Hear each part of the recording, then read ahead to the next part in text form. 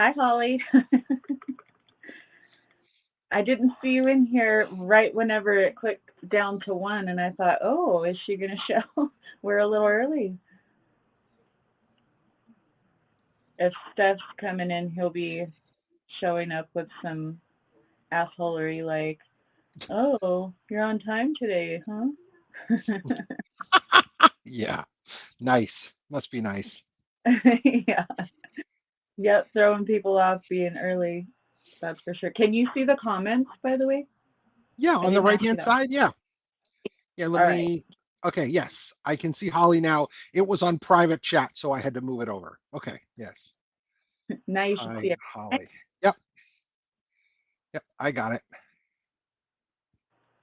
What is going on? It's showing me that we're live on the Facebook page, but it's showing me the live from last night.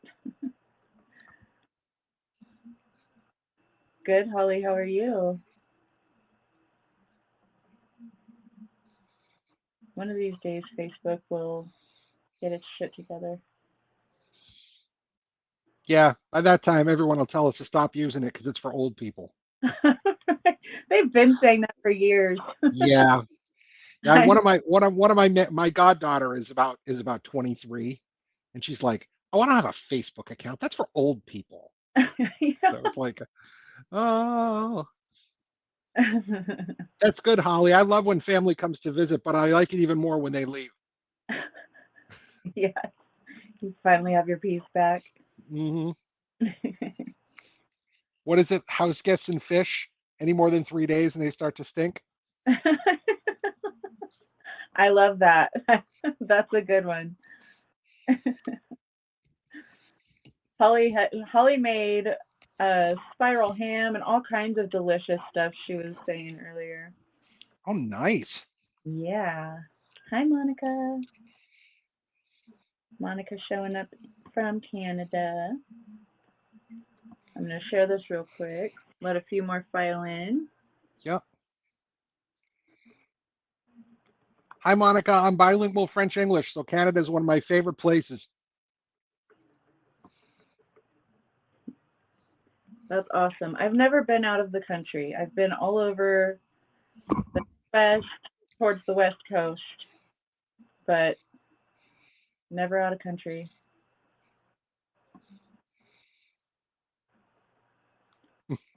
Uh, Hi, Lori. I'm going to do my best to keep you awake, hon, okay? 3 hours is not a lot, but I'll try.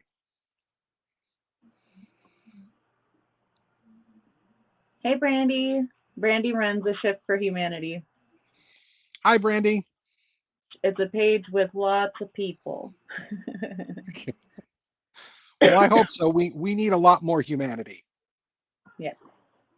That's okay, Monica. I went to Toronto once for a conference, and I actually thought that I could get a whole bunch of French books because it was Canada, and and it turns out I was there because I used to be a translator interpreter, and so we had a translation convention in town, and when I went over to ask for French books, they looked at me like I had two heads, and they were like, "This is Toronto. Like, is there like some kind of translators conference in town? Because a whole bunch of you have come here looking for French books."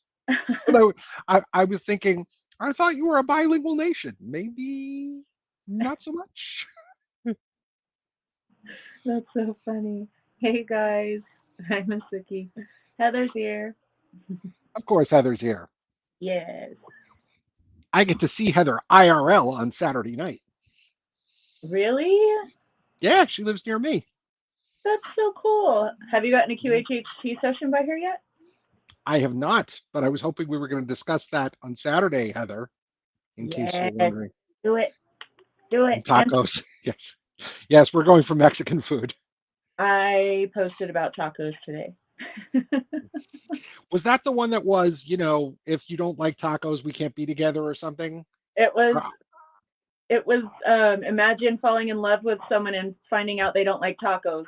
That's it. Okay. Yes. Yes. Agreed. Agreed. Yeah.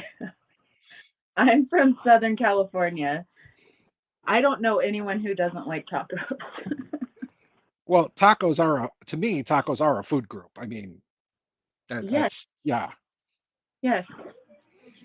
Mr. Key loves tacos. I make some delicious quesadilla tacos. Oof. Homemade. Yes. Watch out. Watch out. You say that twice, and I might just fly out there. I'll make them. You come. I'm gonna make them. Hmm. Yeah, well, I have Jupiter in Sagittarius, which means I pretty much can have a bag packed in 10 minutes. I love it. Pretty much. Pretty much. Though There's, though I do pack heavy. I do too. I've my sister always called me a Girl Scout because I was always ready for anything. I have tools in my purse. Nice. Yeah, I carry a screwdriver that has the multi changeable heads for it, so Oh I'm yeah. not in a situation where I need a screwdriver and I don't have one. That's fantastic. Well, Heather's saying you're not used to starting on time. Well, Heather, it's me. You know how I feel about being on time. I was actually here at fucking 7:30, okay? Getting ready to test shit. So, Yep. yeah. And I'm making the link, and it's like 7:31, and he's like, "Hey, here, I'm ready to go on," and I'm like, "I'm making the link. I'll send it right over." Like, is that fucking astrologer who insists on being on time again? I'm usually on time. It's like whenever we have a guest and we just start getting to talking, and I have ADHD brain, and most of my guests have ADHD brain too. So we're Oh, just, okay. oh shit, it's I get that. where we gotta go. That can happen. Yeah, it's frequent. So we're usually starting late, but I always get here at least 15 minutes early with the intent of starting at the top of the hour, and it almost never happens. Well, that I understand. Yeah, Pisces moon. Fabulous, dear. Look at you look beautiful, honey. I'm on my podcast now. Thank you. She had to show me her dress. Of course. Hopefully my cat has made an appearance or will make an appearance. Hopefully she will at some point. Mine always do. Everyone loves the kitties. They love the Mhm. kitties because my cats always come up and then just point their ass at the Of phone. course. Of course, because why not? Yeah. Nice And to see you, Brandy, as you now. it's Brandy on her real profile. Yeah. Hit during Well, her. real is relative. Oh, I'm glad. Yes. We're not going to do synastry tonight. That's a little bit I don't want to melt people's brains. But I do have some very interesting charts to share with you. That I will say, just not in combination because like I said, I like you guys a lot and I don't want you to be like I left there confused. So one chart at a time, people. One chart at a time. Yes, that I think is the best way to go about it. Even though we always go off on tangents and get squirrel brain. We always circle Oh, back. oh, well, that's why I'm doing four charts is because I want people to get a quick look at four of them. Like, each of these could take 2, 3 hours if I really dove in. Like I used to do a Zoom call once every 2 weeks on serial killer charts, and those were always really interesting. Yeah. Yeah, yeah. I don't have any serial killers tonight, so if you're gonna guess a serial killer, don't, because I don't have one of those. However, I do have four interesting charts for us to look at. It's going to be fun. And Brand Brandy, I've been doing astrology 34 years, and I feel like I'm a baby astrologer some days. Trust me. Yeah, she's been learning a lot about her own. I've done that, and I'll get people if they're going to play a major role, I'll get their birth info and I'll Oh do a yeah. chart on. Well, if you publish for Llewellyn, they want your birth information when they send you a contract. Like they expect it, and I was just kind of Yeah, like, huh, that's interesting. I'm I not would lucky enough to have a contract with Llewellyn, but I do know that they do that. That's awesome. I I've worked for a few several websites, and you always have to give your date of birth, but they never said whether or not they were going to use it in the hiring process. So I wonder if they did. Yeah. Hmm. I I don't would know. I know I do. If I'm working with someone, I got to get their placement. So Dosh is asking, did you download Time Passages or Astromatrix? So tonight I'm actually going to be using Astro Gold, Dasha, for to present the charts. Um, no. And teachers organizing their classrooms based on astrological signs? Hell yeah. There is a wonderful astrologer, and her name is Alex Trenoweth, and she specializes in adolescent astrology charts. She's actually a middle school teacher, Oh, and she's excellent. And she also recently did a book on astrology by the stars, and I wish I could remember the name of it, but it was a historical person and the connections between that historical person and the actor who played them in the film, in a film. And it's really neat what she's come up with. It's incredible. that's cool. Sitting in front of class in the back eating paste. Oh my god. Monica, you're a moon in Capricorn too. Don't feel bad, hon. I am as well. Cappy Moon for the win. She's who I was talking about behind backstage. Oh, okay. Okay. Nothing bad, Monica, don't worry. Organize my displacement by running their synastry. Oh, nice. Okay. Yeah. Hey, whatever it takes to get it right. My whole team at my day job, they all know what I do for a living outside of there. And what's really funny is that today, yeah, I actually have the in my team, I have a supervisor who's a Virgo, two colleagues who are Virgos. And so they're all very much like, when is this Mercury retrograde thing over by any chance? And I'm like, soon. It was 8:53 East Coast time this morning. So it was 6:53 your time that Merc was out of retrograde. So at least that's good. Yes. Um, Post shadow shit. Do you want to talk about that really quick so people understand? Because there's some that don't understand Mercury retrograde too. Still, Yeah, of course. So yes, I am married to the best Virgo ever, Heather. Thank you for saying that. Virgos are amazing. I love Virgos. They are amazing people. So when a planet goes retrograde, the planet has to go through an area of the zodiac three different times. Okay, so in this particular case, Mercury was going from 15 Aries to about 27 Aries. Then it turns around and goes retrograde. Excuse me, and then it goes backward. And it goes backward in the zodiac to 15 Aries. And then it has to turn around and move forward again till it gets to 27 Aries. That area of the chart, okay, those boundaries between 15 and 27 Aries are important because once once Mercury gets to 15 Aries for the first time, it means that we enter what they call the shadow period. And the shadow period is, again, that area where the planet's going to cover three times. So when it enters the shadow, not long after that, it has to slow down to go backward in the zodiac. And honestly, the idea is that Mercury is built on speed. Mercury's job is speed and quickness. And so as he slows down, that's when shit can start to happen, is because he's not working as well.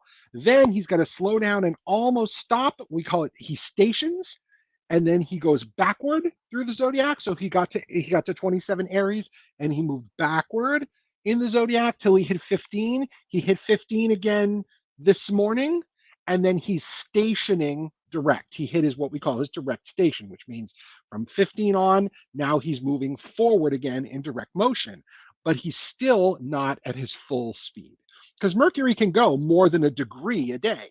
Keep in mind that the sun only moves 1 degree a day, and the moon moves between 11 and 15 degrees a day. The moon's the thing that really moves, but Mercury is one of the fastest astrological bodies out there. So when Mercury is slow, that's when you have the potential for misunderstandings, computer glitches, network glitches, meetings that get missed. All kinds of things can happen with Merc retro. But the idea is that there's a shadow period before it goes retrograde and after it goes retrograde. People are asking how does manifesting work during Merc retrograde and post shadow? I It really depends on what you're looking at, but to me, I would probably wait. Like I would say during a Merc retro, one of the best things you can do is relax. And I would honestly say I wouldn't be doing manifesting work during that time. I would say, you know what, I'm going to take a break and look at it again, what I'm manifesting. And that's RE in retrograde means refocus, retool, relax, replan, look at it again. So that's why I wouldn't want to be manifesting during a Merc retro. I don't think that's a smart idea because you want to make sure you're going in the right direction. Mercury retrograde is an opportunity to look again. And that's how you have to look at it. Not, oh my God, I got to wait 4 weeks to manifest this thing. I would rather you do it that way than you not get the results that you want. So I'll put it that way. And we're constantly manifesting all day, every day. So this is when those big things that you're focused on during a Mercury retrograde. That's when you want to take a step back and look at the details, see what maybe you can shift your focus on, do some shadow work if you need Yeah. to remove blockages to whatever Yep. that thing is best. Those types of things are excellent to take care of during Mercury retrograde. Absolutely. And especially if you can combine it with a dark moon, like combine them both. Like if you've got some shadow work to do, absolutely look at the dark moon and the waning moon um, to do that work. That'll help you even more. Don't be afraid to use all the tools in your toolbox. Astrology is just one of them. Yeah. The other thing is, even once Mercury goes direct, you want to be watching out for periods you're trying to manifest where the moon is what we call void of course, which is the moon has gone through almost all of a particular sign and has made the connections to all the planets, but it's almost like it's waiting at the bus stop to enter the next sign. And that's what we call moon void of course. And if you try to manifest things during moon void of course, that likely won't go very well either. Now, void of course can usually only last a couple hours, maybe 12 at most. So you won't have to wait long, but like definitely at the very end, when you see a moon getting to 28, 29 of a sign, you just want to be very careful with that.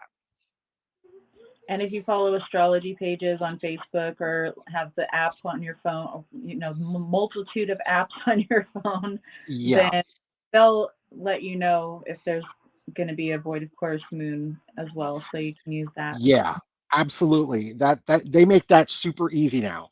Yeah. Before we used to have to look at an ephemeris, look it up on a piece of paper. My astrology teacher and I have this argument because so an ephemeris is a guide, a paper guide that tells you the positions of the planets at a given time.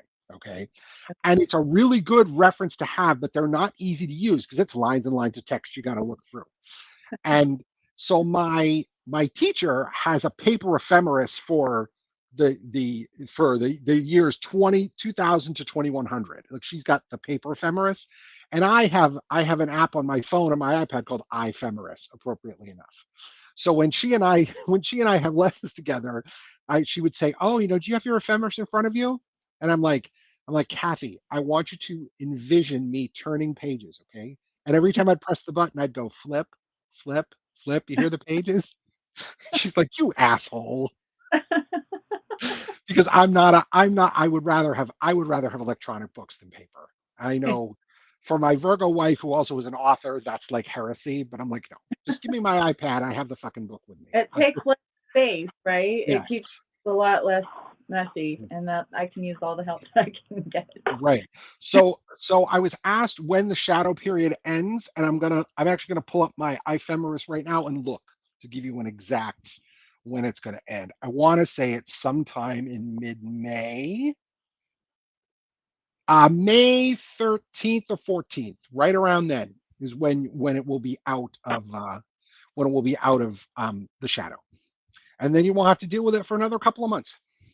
Yeah. Awesome. Do you want to do Just your reading now? I don't want to forget that.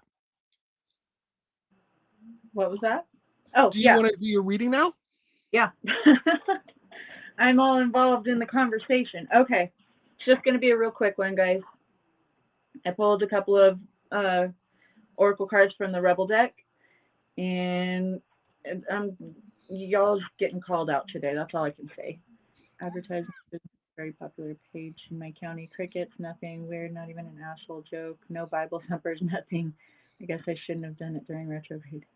That's okay, Sarah. You can revise it however you think it might get more attention. Now you know you can, tweak it a little bit and then put it back on there. Really piss Yep. them by. Yep. Yeah, just in time for your roasting and your spanking. Yep. You are being shady. Watch out. Shit could get ugly. And then right behind that, don't talk to anyone. Don't look at anyone. You need some fucking time alone, and you know why. So, that's followed up with Knight of Swords in the reverse and King of Cups in the reverse. Either you are emotionally out of balance and you're being told to stop, don't go flying off the handle, don't be reacting out of whatever emotion you're experiencing in the moment, because this is talking about triggers. We've talked about triggers for like a week now, I think, in all the readings. It's that knee jerk reaction, that impulse.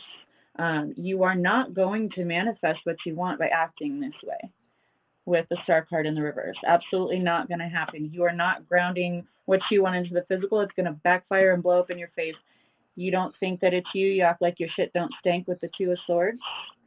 You got to take a look and see where you are manifesting this situation or this person or whatever the case is. But all in all, if you can master that situation, keep your balance, and act accordingly to the vibrational frequency that you want to be at, then you'll get there. Some good shit is about to happen. Don't let your issues fuck it up. Yep. Okay? All of these issues we were just talking about, don't let them fuck it up. Ace of Swords. This is epiphanies, realizations, good things moving forward, new cycles, great communication with Mercury retrograde ending. Communication is going to start picking back up, and you are going to be able to see clearly and be able to sow those seeds for your future harvest. So make sure that you're getting all of that shadowy energy out of the way.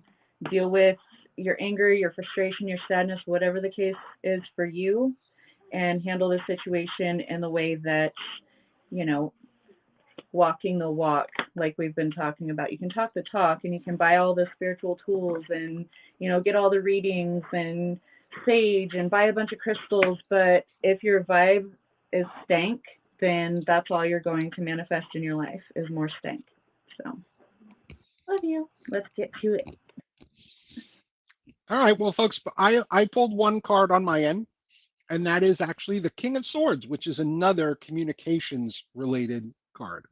So what I would say to you is the King of Swords in a love reading can sometimes represent Mr. Right, as in the right person who comes along. And that doesn't necessarily mean the right person romantically.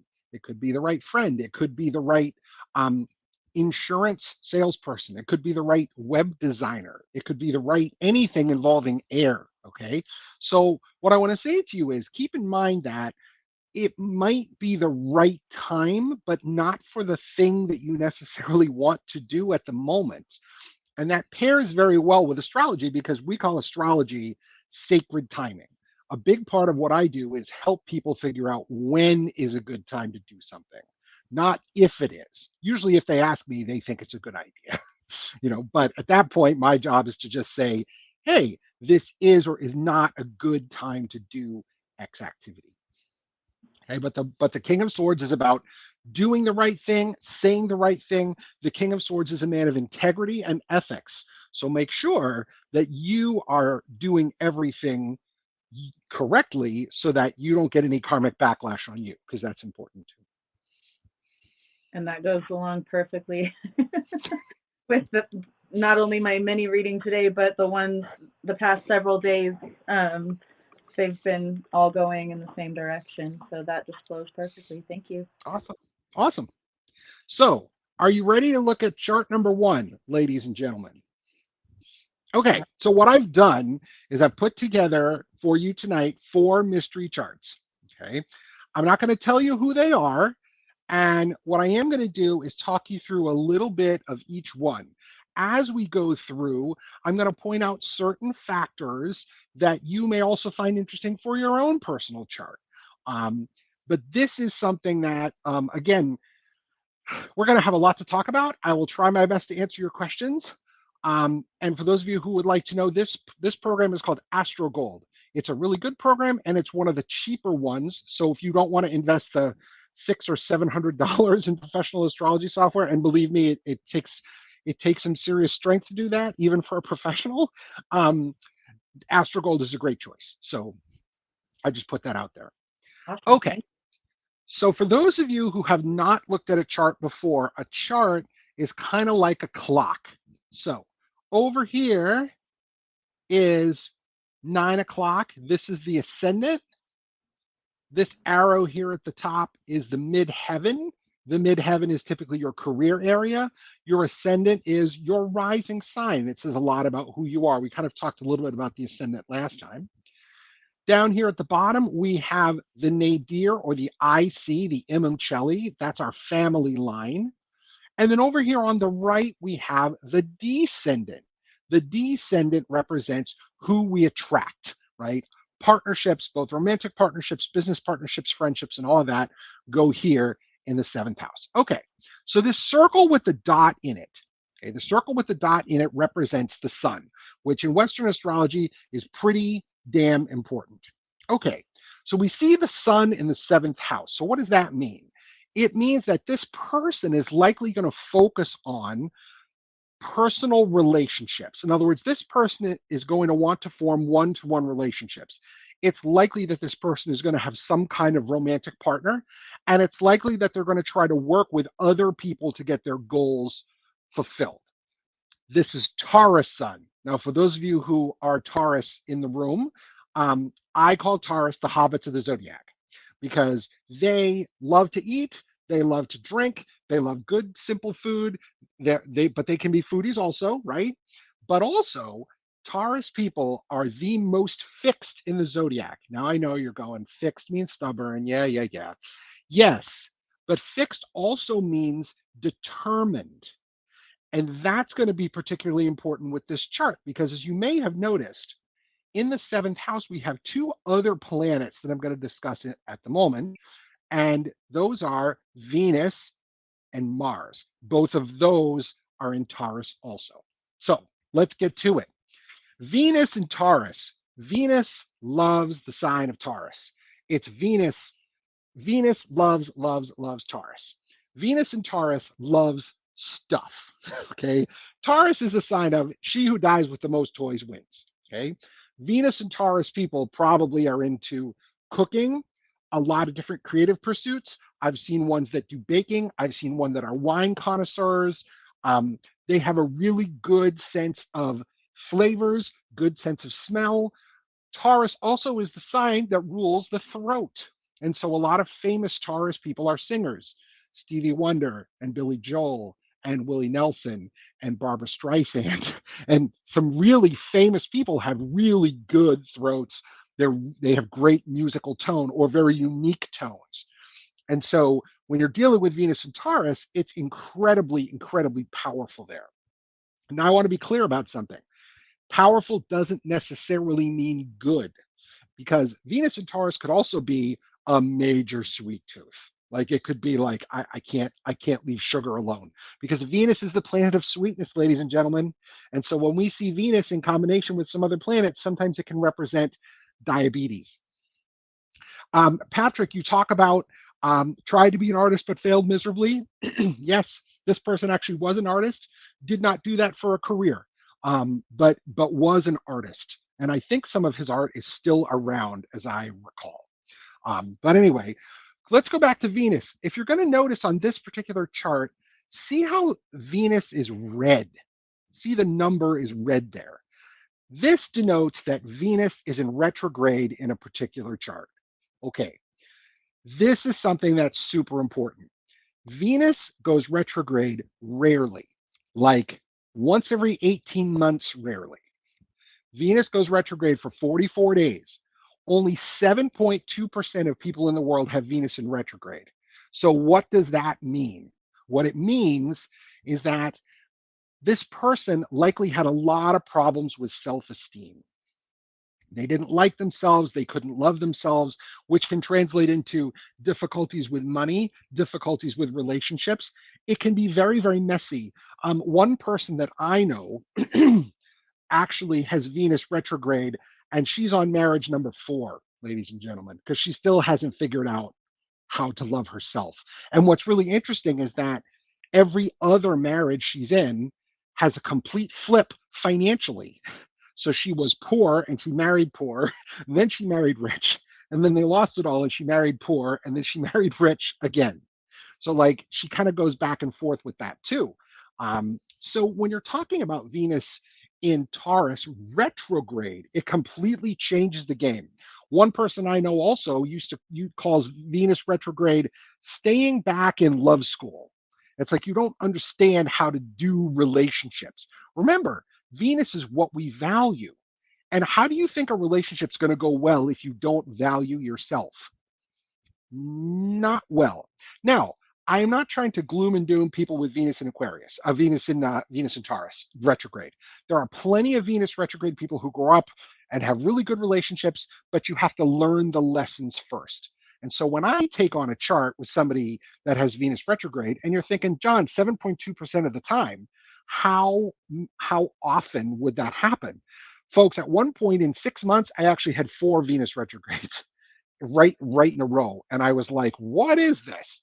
um, so Venus retrograde already is kind of like a big red flag. If this person were my client, I would definitely be diving into that. Right next door, not even a degree away, we have Mars in Taurus. Okay, Mars is not a fan of Taurus. Mars's job is get up and go, use your physical body, kick ass, take names. He's a protector. Well, in Taurus, he's like, yeah, I want to do shit, but I really don't want to get off the couch. You know, I really would like to do X thing, but I'm just not motivated because Mars represents our motivation too. And so Mars and Taurus people, once they get started, you get out of the way because once they get started, it's over. But getting started can be a real challenge for them. So a lot of Mars and Taurus people are horrible procrastinators because they either don't know how to get started or they're just not motivated to get started. But once they do, game over. Then you just get out of the way and you let them do it. Okay. When you have Venus and Mars together like this, conjunct, we call it, I call that love me or hate me. So this particular individual, people really loved him or really hated him. And when you find out who it is, if you don't already know, and if you don't know, that's fine. I suspect I'm looking at the comments. Some of you do already know who this is. You'll figure it out. But if not, I will tell you in a minute. This is a person who drew a lot of attention from a lot of people on a positive way and a negative way. And Venus and Mars conjunct like this can bring that out of people. So, the other interesting thing about this chart that I want to mention is that you're going to notice that the ascendant is Libra. So this person has a Libra ascendant. So you're thinking, okay, well, Libra is a nice balanced sign. So this is a person who probably wants balance. This is a person who wants things to be fair. This is a person who wants to have partners that balance them out well. Like all of those things are possible. But in this particular case, remember what I was saying about Venus retrograde over here? Venus is a real challenge in this chart, and Venus is the ruling planet for Libra. And so already I would have to look again. I said I would look at Venus. I would absolutely do a real deep dive on Venus for this guy because really it rules his ascendant. Remember that your ascendant is your physical body and it also represents your world outlook. Okay. So what you need to think about with this chart is that this is a person who likely had a lot of people like them, a lot of people hate them. This is a person who wanted to partner with other people to do what they wanted, extremely determined because we have 3 planets in Taurus. Okay. Now, there's one other thing I want to mention here. If you look at the planets, okay, and you look at the signs the planets are in. So Uranus is over here. Uranus is in Libra. That's an air sign. Moon and Jupiter are both in Capricorn, which is an earth sign. Mercury is in Aries, which is fire. We have three more earth signs in Taurus. We have two Gemini planets, which are air. We're not going to count the north and south nodes, and we're not going to count Chiron. Those are water. Okay. So we have an element missing in this chart. And the element that is missing, ladies and gentlemen, is water. Water is the emotional element. So this is a chart that has a void. It has no water in it. So in addition to having Venus retrograde challenges, this person has no water. This is not going to be an empathetic person. Like that's something that this person would have to learn. Capricorn moon is one of the most challenging moon positions because it's like Hoover Dam. It holds the emotion back. And I mean, I got to be honest, I'm a Cappy moon too. Emotional, more warm, more fatherly. I suspect this person never really actually learned that. um, so as you see this chart and you see no water and you see the Venus retrograde, you see three Taurus planets, Capricorn moon, and Venus retrograde ruling the rising sign, you kind of can already have a picture of this guy. One final thing I'm going to mention. Saturn is up here. Saturn is in Leo. Okay. Saturn does not do well in the sign of Leo. Saturn is about boundaries, and Leo is about ego. So, what does this say? This says, I like the rules as long as I'm the one who makes them. If I don't make them, then fuck you, is essentially what this says. So, this is a person who would have to learn boundaries. And I have seen addicts with this setup because they make the rules themselves and then it kind of goes to shit. So there was somebody out there, I think it was Steph. Steph, do you know who this is? Go ahead and put it in the comments if you know who it is.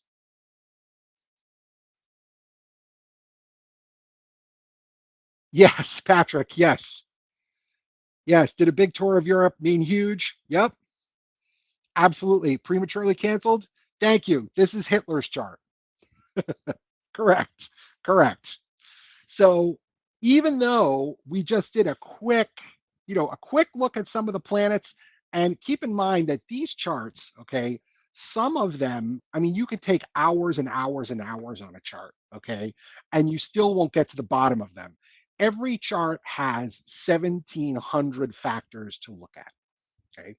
Also, if I saw someone today with a similar chart, I would not assume that they wanted to commit genocide. Okay. I would, I'm, at least I really hope not, right? But what I would say is that these things do come up in charts, but it's about how they manifest in someone's life.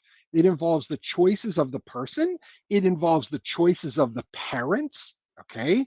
And it also involves the choices that how this person chooses to live their chart. So even though I've done a lot of charts of serial killers and infamous people, and you'll see a couple more infamous people tonight, Dash is correct. There is always free will. St. Augustine said, the stars do not the stars may impel, but they cannot compel. In other words, astrology can't tell you what to do. You are still the person with the power to do it. And that's why when people say to me things like, "Oh, I'm X sign in X planet, so I have a right to be an asshole," and it's like, no, you're choosing that. So that's something really really important. But Brandy, you're right. All of this stuff shows placements and possibilities. We call the birth chart the birth map, or in some cases we call it the natal promise. It talks about what our strengths and weaknesses are. It talks about what areas of life are going to be important to us, but it doesn't tell us how to live the chart. That's still up to us. And if there's one thing I want you to take away from me tonight, is that no matter what a chart looks like, no matter what your chart looks like, no matter what my chart looks like, because I've got two planets at least in detriment in my chart, and it would be very easy to say, oh yeah, well I can't overcome my chart. Yeah, you can. You have to work with it and not against it. And there are areas that you can absolutely 100% improve. I always say, and this is my motto, the chart is where you start. but it's not where you finish. So in this particular case, Hitler never really achieved the highest level of goodness in his natal promise. He didn't really get there, and some people don't. But yeah, Dasha, you're right. Like, you got to put the work in. And Patrick, you're right too. Every saint has a past, and every sinner has a future. Sometimes what they will do in the Mountain Astrologer, which is a very famous academic astrology magazine, is it will put a chart up without a date, place, and time, so you can't guess. And it'll say, is this person a criminal, or is this person a saint, or someone who's really good? And I've been doing this shit 34 years, folks, and I get about half of them wrong. I mean, because it can go either way. So I want you to keep that in mind when you're looking at the chart, especially your chart, because you can always, always improve things. The chart is where you start, but it's not where you finish. Okay. So yeah, so this is Hitler. There you go. Interesting. Some of them were like, "Oh, I thought it knew who it was, but that wasn't who I guessed." Yeah, and this is one that, I mean, I know, and Kristen and I were talking about this a little bit before, beforehand. There are a lot of intuitive people in this room, so all I have to do is even give you a couple of clues, and most of you, I'm sure, had an idea. And if you didn't, that's okay too. No, no big deal. You know. Talking about seeing birth charts of famous, infamous people, and I was like, "Yeah, I saw Hitler's chart, and it was really interesting, actually." Yeah, yeah. I mean, interesting. Yes, that doesn't take away what they did. But Yeah. yes, this is, and as astrologers, we often look at famous people's charts. Um, and Monica talks about having a Capricorn moon, life of excess emotional experience. So the idea of the Capricorn moon is really, really interesting, because Capricorn is a sign ruled by Saturn. And so typically we call it Hoover Dam, which is, we hold it back and hold it back and hold it back. And if we don't find good outlets for it, then eventually the dam breaks, and we have a meltdown, which is never a good thing. Okay. But Capricorn moon doesn't mean necessarily unemotional. It's about how you handle the emotion. With Capricorn moon, we try to hold it back. And so how we handle that emotion is really where Capricorn moon can come into it. Now, the great thing about Capricorn moon, even for Hitler, is that as a general in a war, that's a really good placement to have. Abraham Lincoln had the same thing. Gandhi had the same thing. Patton had the same thing. They all had Capricorn moons. Capricorn moons know how to put the emotion aside until they can properly deal with it. The challenge for us is that we'd have to fucking deal with it later, or else it will deal with us. That's where the challenge comes from. But Yeah. it's good for getting shit done. If you got to tell people who might die to, like, I don't know, take a Normandy beach, or hold a hill, or keep the rebels out of Washington D.C., like, Capricorn moon is a good thing to have. So all of the moon positions, all of the planetary positions, have their good and bad things going for them. Like I said, with Mars and Taurus, it doesn't sound like a great moon position, but man, you get this person started, and they will get more done than you could possibly imagine, because Taurus is such a hardworking sign. Okay. What other Thank you questions for do you have? clarifying. Sure. No. What other questions do people have about Hitler's chart? One or two before I move on to the next one, because we could spend all night on all of these, and I know it. Sarah said, "Does it matter that all of his placements are heavy on one side?" So that's a really interesting question. So there is a there is a set of structures in an astrology chart that you can look at, different kinds of planetary formations. So there's one that's called a bucket, there's one that's called a locomotive, there's a splay, there's a fan, there's all kinds of different ones. Hitler's chart really has a lot of his stuff up here in this quadrant, seventh, eighth, and ninth houses. But it really doesn't have one of the standard chart setups that I would normally see. In some charts, you're going to see, for example, all the planets in one half except for one planet, and then one planet in the other half, or they're all within 120 degrees, all packed in together. That's called a fan. And I have a client who has one of those, and they all bring additional meaning. But in this particular case, the one thing I would say is that the houses underneath the horizon, 1 through 6, are called the personal houses. The ones above the horizon, 7 through 12, deal with other people. So you could tell just by this that likely Hitler's impact was going to be felt by a lot of people, and he was going to be working with a lot of people, and less on himself. Generally, you could say that. But there also is a school of thought. My teacher, Kathy Rose, and Noel Till was her teacher. Noel Till was a very famous astrologer who passed away just a couple years ago.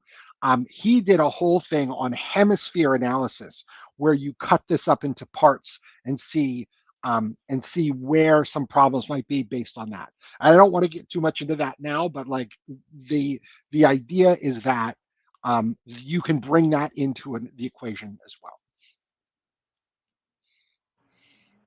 That's really interesting. Correct. Thank you. Yeah, he didn't handle his own shit, but he got in everyone else's. Yeah, I mean, yeah, yeah, yeah. If you have a lot of stuff up here in the upper half of the horizon, likely your life is going to have a lot more to do with other people. Whereas if you're down here, if your stuff's down here, you're more personally focused. Yeah. All right, cool. All right, well, we'll say goodbye to Hitler. Oh wait. Bye, Hip. So long, farewell, auf Wiedersehen, adieu. And we'll see what else we can do. Okay. So what we're going to do is, no, we're not going to do two at a time, so don't get that excited. Okay. So this person is the second chart of the evening. We will take a look at his. Okay. All right. So as we look at this chart, let's go over once again some of the more important parts. So we're going to look at the ascendant. So this person has an Aries ascendant, which means they're an Aries rising. Okay. Their midheaven is Capricorn. So let's talk about Capricorn for a minute. Capricorn is a sign that is very ambitious. Okay. They want to do things, they want to be successful, even if it takes a long time. Capricorn is very much a long-term goal-oriented sign. Okay. So in this person's career, they would have to be really fulfilled, they would have to be doing something that continually pushes them forward in whatever industry they happen to be in. This is not a person who would be happy sitting still, right? So as we look at this, let's take a look at, once again, we have a heavy seventh house. Okay. So what do we have in the seventh house? Well, we've got the sun, we've got Venus, we've got Mercury, and we've got Neptune. Okay, so we haven't talked about Neptune yet. So Neptune has a lot of really interesting characteristics to it. Neptune's job is, of course, there are always bright and shadow characteristics for all the planets.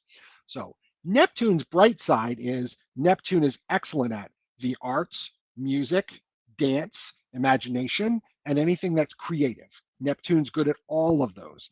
Neptune is good at being self-sacrificing, sometimes too self-sacrificing. Neptune is the planet that rules the sign of Pisces. So if you have anything in Pisces, like, oh, I don't know, Pisces moon, anyone? Neptune is going to be a particularly important planet. And in this particular case, our client has a Pisces moon also, interestingly enough. Okay, so we know already that this person has all of these planets packed in a stellium. So you've got Neptune and you've got Mercury and Venus, which is in Libra this time, and we'll talk about that in a minute, and the sun, all in the same sign. Now, these three, Neptune, Mercury, and Venus, are what we call a true stellium. They are all within 7 degrees of each other, which means that in a chart, I read them all together. Like it's like when you order something at a restaurant and they say it's already pre-mixed. Like, oh, I don't want the carrots. Well, it's already pre-mixed. In this particular gentleman's chart, these three planets are pre-mixed, so they all kind of blend together. So as you look at this, Venus is in Libra. Okay, Venus in Libra is again, a great sign. Venus rules two signs, folks. Taurus, which we just saw, and Libra. Libra is the social, more social of the planets, of the signs. Venus wants to go out there, meet people, talk to people, interact, have relationships. Venus and Libra also, once again, similar to Venus and Taurus, good at cooking, good at baking, good at the arts. So I've got Venus, Neptune together, and Mercury in the middle. Mercury is our words planet. So, what are the kinds of things I would ask this guy to do? Write really good lyrics and poetry. Like, write really beautiful stories. Like, that's what we're talking about. You know, dance in a way that is just beautiful, graceful. Venus is the planet of grace and beauty. So like on an artistic creative level, this person has a lot going for them. And it's in this seventh house. And that's important because these houses, 1, 4, 7, and 10 are called angular houses. And anything in an angular house is visible. So when you look at this, all these planets, these three plus the sun are all very, very visible, which can certainly help in some careers, that they're visible. Now, you don't always want things visible. In the case, for example, of Bill Clinton actually had Venus in Libra also. And how did that manifest? Well, I think we all know, for those of you who don't, Venus loves the ladies. Okay. And Venus in Libra was very prominent in Bill Clinton's chart right here, right next to his ascendant. So it was on his front door. So everybody knows Bill likes the ladies. Now, politically, he made it work for him. But again, he was a good looking guy. But remember that Bill was also a musician. He played the saxophone, so he also had a musical kind of style to him. So as you're looking at this, immediately you're thinking someone who does artistic work. Like they are really, really interested in people who, this is a person who's very creative, very artistic, in that way, very, very special. Um, and again, while I can't say for sure, school was probably not top on this person's list. They were probably a daydreamer. Neptune is the planet of dreams, you know.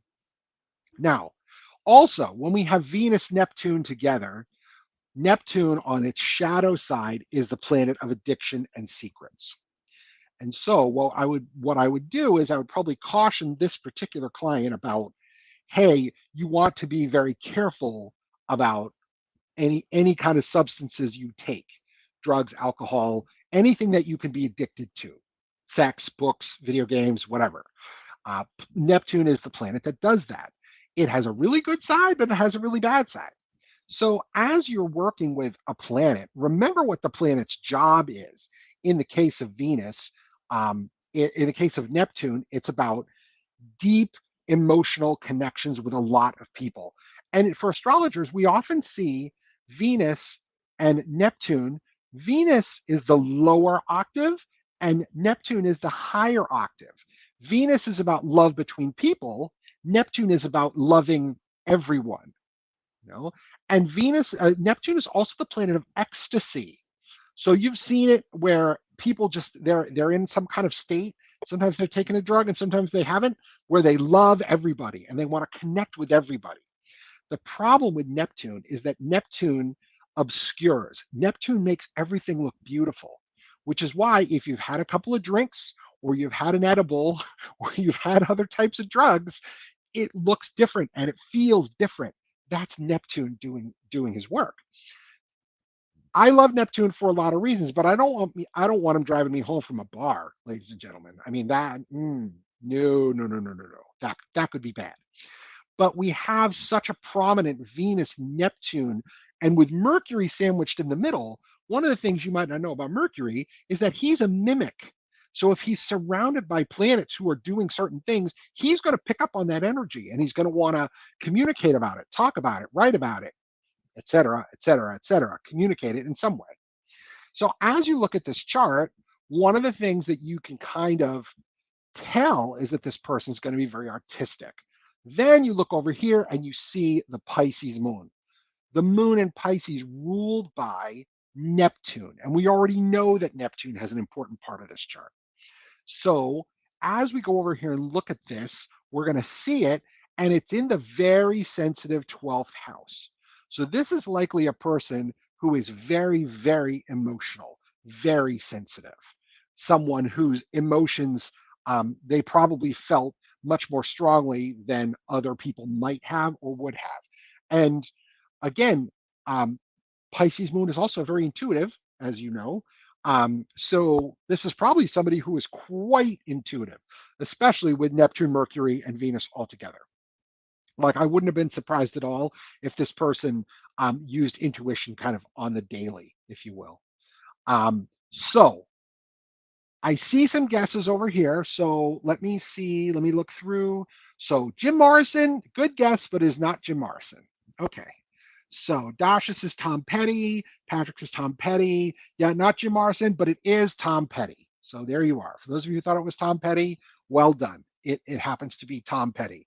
And one of the most interesting songs by Tom Petty that makes me think of the Neptune is really, yeah, Tom won't back down, exactly, and he didn't even until the end.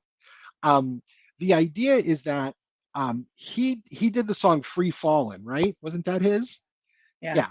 Neptune is like that. Neptune can feel like I'm just out here and I'm doing my thing and nobody's around. I am free of everything, and Neptune can really feel like that.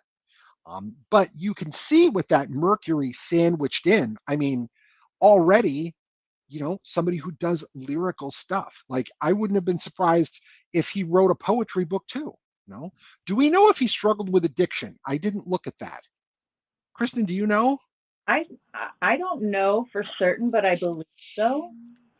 Okay. I I tend to forget a lot of information that's not pertinent. Okay, that's all right. The idea is that if this were a chart, if I if I had been Tom Petty's astrologer, what I probably would have said to him was, be very careful with intoxicants. Now, luckily, he only had one Pisces planet, but when you have someone with a prominent Neptune and someone who is a Pisces moon or a Pisces sun or their Pisces rising, addiction is possible. And also, I'll say this, it doesn't necessarily have to be the person whose chart you're looking at. Sometimes it's addiction in the family.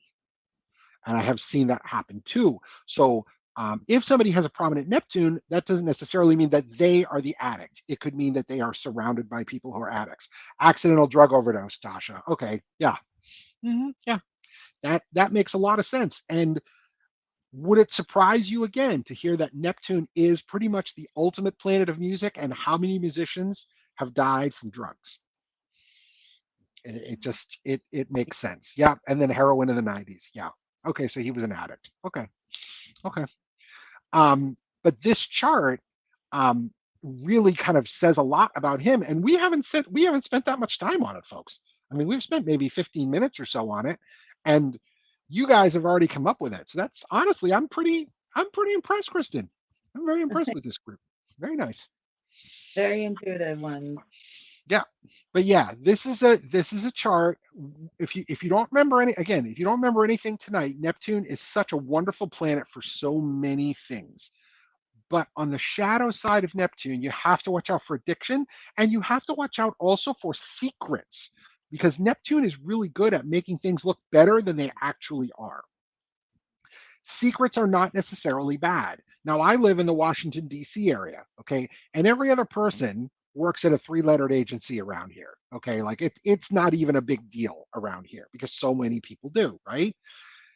Neptune also comes up in the charts of people who have security clearances because they have to keep secrets.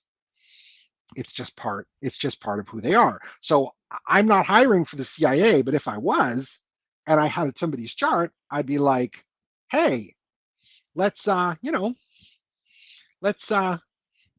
let's talk to this person about being part of the clandestine service. Let's talk to them about being a foreign service officer because likely you'd be good at it."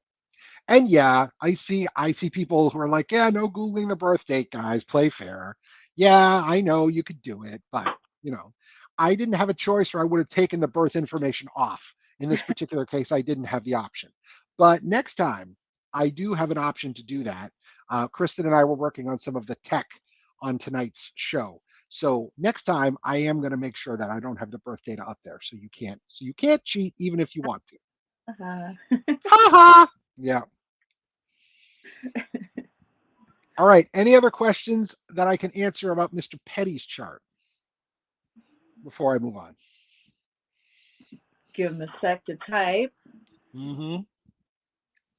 Yeah, he's him and Steve Irwin were the only celebrities that I've ever like cried about whenever they died. Yeah. So Michelle asked, how does Neptune act within different elements? So Neptune is a planet that only moves very, very rarely. Neptune spends about 14 years in a sign. So what you're going to find is that a whole group of people have the same kind of Neptune in their charts. So Neptune, in this case, Neptune is in an air sign. Air represents communication. And it's in Libra in this case, which means this is someone who is going to aspire to doing things about equality and making everybody the same and making sure there is parity in the world and justice. Those kinds of things are typically going to be important to somebody with Neptune in Libra. I was born with Neptune in Sagittarius, actually, 2 signs after. Neptune in Sagittarius has a much more spiritual flavor to it because Sagittarius is the seeker. And I actually have Neptune in my chart next to my Jupiter. So for me, spiritual goals are super important. Like those are really, really important to me because I have those 2 planets next to each other. And they're in fire signs. So they're going out to seek. If you're talking about Venus and if you're talking about Neptune and water signs, Venus is in a water sign right now. Venus has been in Taurus. Venus has been in Pisces for the past 13 years or so. Venus is going to be Neptune's going to be moving into Aries in 2025. I believe it's April 2025, and that's going to be a big shift because Neptune has been in Pisces in the sign that it loves for so long. That when it moves into Aries, Aries is the sign of battle. So it's going to be very interesting to see Neptune move from a water sign into a fire sign, especially because it's the cardinal fire sign of kick ass and take names. To me, that talks about what I would consider asymmetrical warfare, which is if you're going to make war these days, well, how do you do it? Well, you don't send soldiers to the field. You send drones. You send all these other things to go fight for you. And Neptune is very much the planet of secrets. So I would say when when Neptune moves into Aries, there's going to be a lot more secrets of war that are coming out, secrets of battles that we didn't know we fought coming out, that sort of thing. That would be generally what I would start to expect. There's a lot more, but that's the idea. And then Neptune and Earth signs. Neptune and Earth signs is a little bit more grounded, so it can be a little bit easier to work with, but not as imaginative in an Earth sign. Like I can imagine Neptune and Virgo being a little bit of a challenge because Virgo is a sign that likes control, and Neptune likes to just kind of let go and free fall, if you will. So there's definitely going to be some challenges there, but at least you have the stability of an Earth sign, you know. And so that's when Neptune was in Capricorn, and I have a lot of people with Neptune in Capricorn. What can happen is that people's ambition may feel like it's delusional or unavailable or unattainable, or the path to being successful is not clear because Capricorn's about long-term efforts, but Neptune says, well, what effort? You know, the other thing I would say is that people who have Neptune and Capricorn also have to be aware of boundaries because Neptune doesn't have any. And so with Capricorn, at least, it's a sign that deals with boundaries well, but you have to make sure those are front and center, especially if you have Neptune and Capricorn. That helped put some things into perspective for Brandy. Yeah, I see that. Excellent. And I love the term crikey, Catherine. I use it all the time, especially with my kids when they do something. I'm like, crikey. That's awesome. Yeah, Tom Petty was to me he was a classic. Like Yeah, he was one of the classics. I've Um, loved him since I was, you know, like 3, 4 years old. I was standing in front of the TV watching Mary Jane's Last Dance, yeah. on TV. I loved it. So yeah, Mm. I've got so much Tom Petty on my playlist. It's not even funny. And my daughter Haley, she's 18. She loves Tom Petty. I walked in Oh, the room earlier today, and she was listening to it while she was putting her makeup on. yeah. Yeah, he was one of the greats as far as I'm concerned. Oh yeah, for sure. All right. Well, I know how you guys hate all this stuff, but I do have two more charts, so please bear with me. Oh gosh, it's exhausting, but I guess we I can. know. I guess you can put up with it, right? You're the guest, so do your thing. Fine. We'll just, we'll sit here and take it.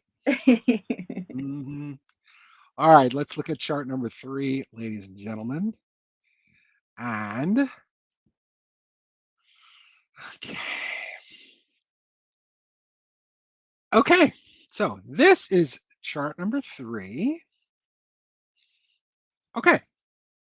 So this time, again, someone else from Europe. This one you will probably have a harder time with. Do not Google this one because this particular person is famous, and I'm sure their birth chart will be available if you pull the time. So again, um, please don't pull the time on this one. But let's take a look. Okay, so we have someone who has Leo rising, first of all. Okay. Leo is a sign that is ruled by the sun. Okay.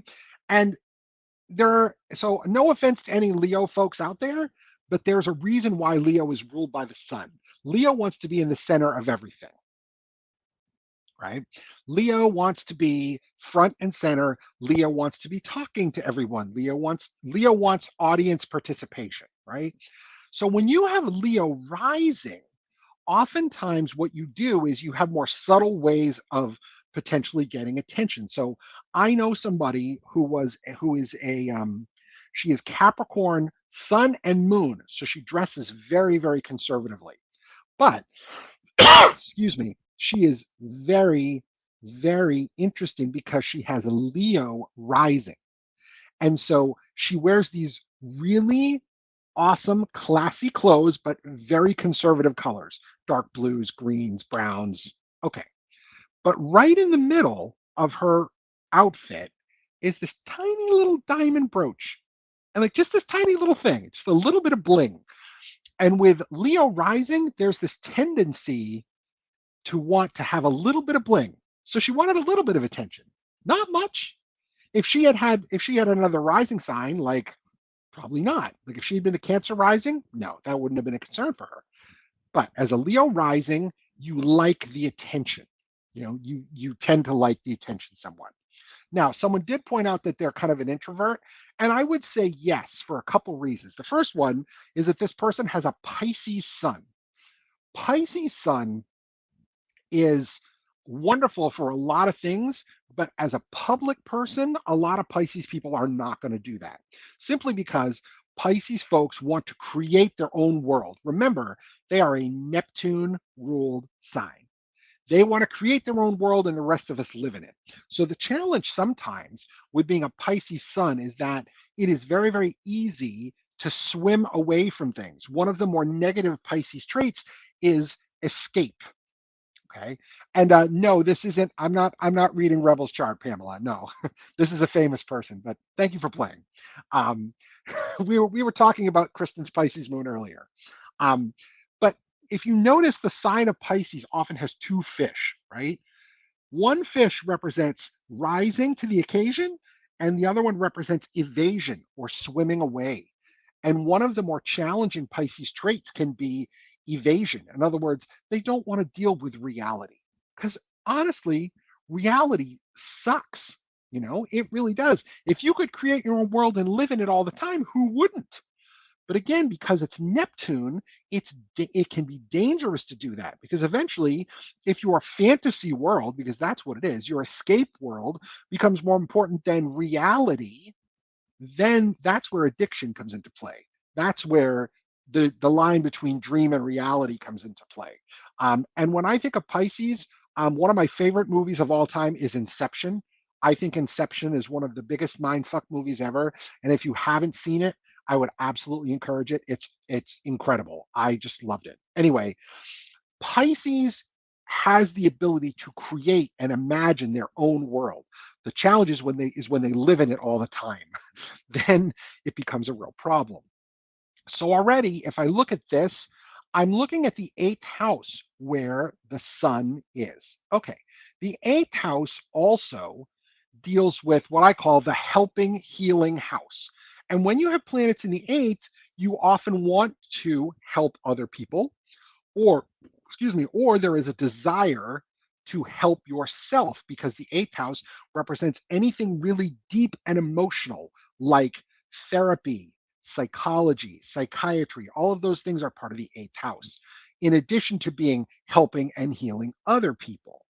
So one of the big parts of the eighth that if you know anything, if you've heard anything about the eighth house can kind of get a bad rap because it's all this deep shit that sometimes we don't know what to deal with. The eighth house also is part of what I call the sexual profile. The eighth house is the house that deals with sexuality as a whole. And so when you see someone with the sun in the eighth, it may be that their physical intimacy life, their personal sexual life is very, very important to them.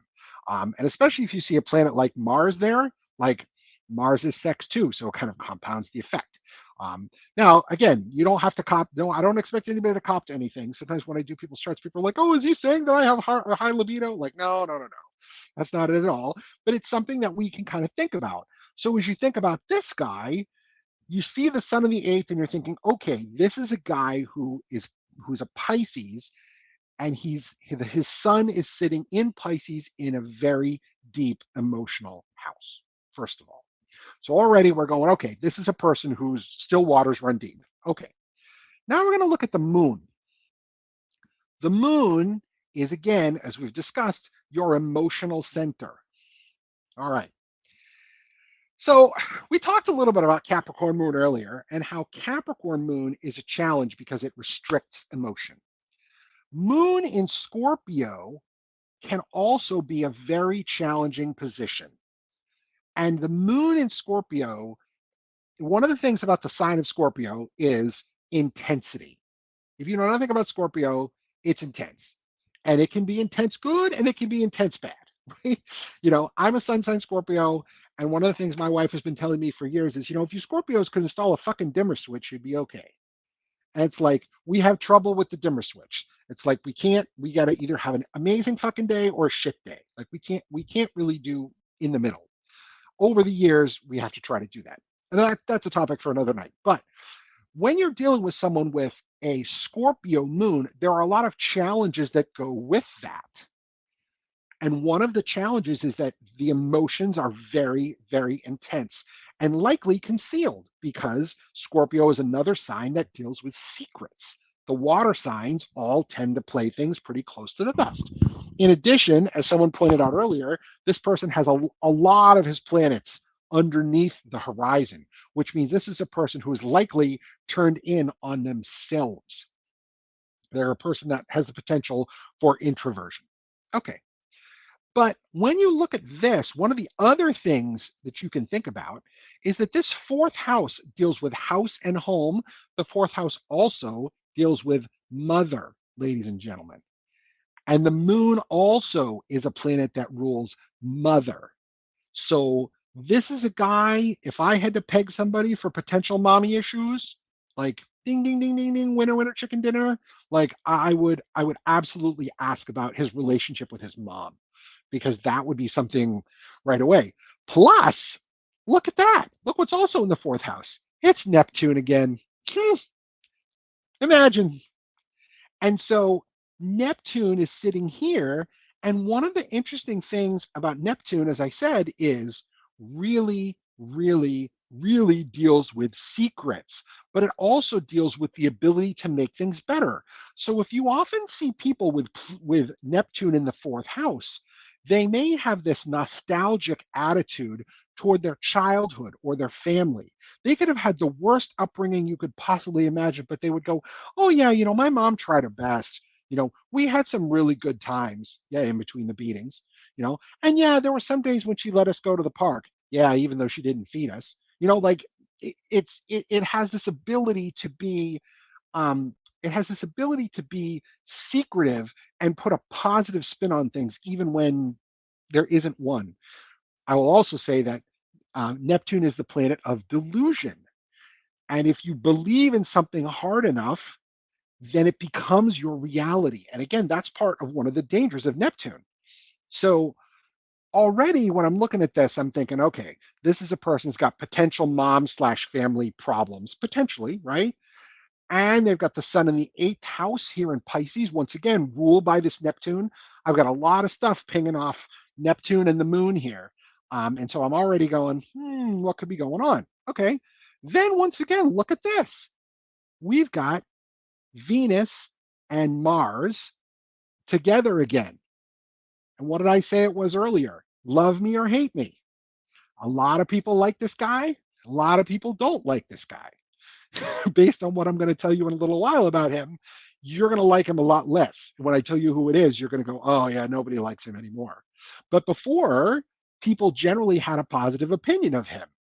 So take a look. Venus in Capricorn, someone who's interested in long term goals, long term relationship, long term money. They're the type of people that want to retire with wealth. Like they don't want to have to worry about growing old and having no money. Um, Mars in Capricorn is awesome because Mars in Capricorn deals with anything strategic leadership related. So this person has the potential to be a leader. They really do. Mars in Capricorn is incredible. And there are two signs of the zodiac that really show leadership qualities. One of them is Leo, and he has Leo rising, and he has Uranus in Leo. And he has one, two, three Capricorn planets. So this is a person who has leadership potential. Now, whether he really accesses it or not, that's another question entirely, but he really, really does have it. Mars in Aries is very scrappy. Mars in Aries will go out there and kick ass and take names. Mars in Capricorn shows you how to win the war. They don't care about the battle. They're looking further ahead. So it's a really great leadership and management position to have. And again, combined with Venus, not bad, but a lot of people like this guy. A lot of people won't like this guy.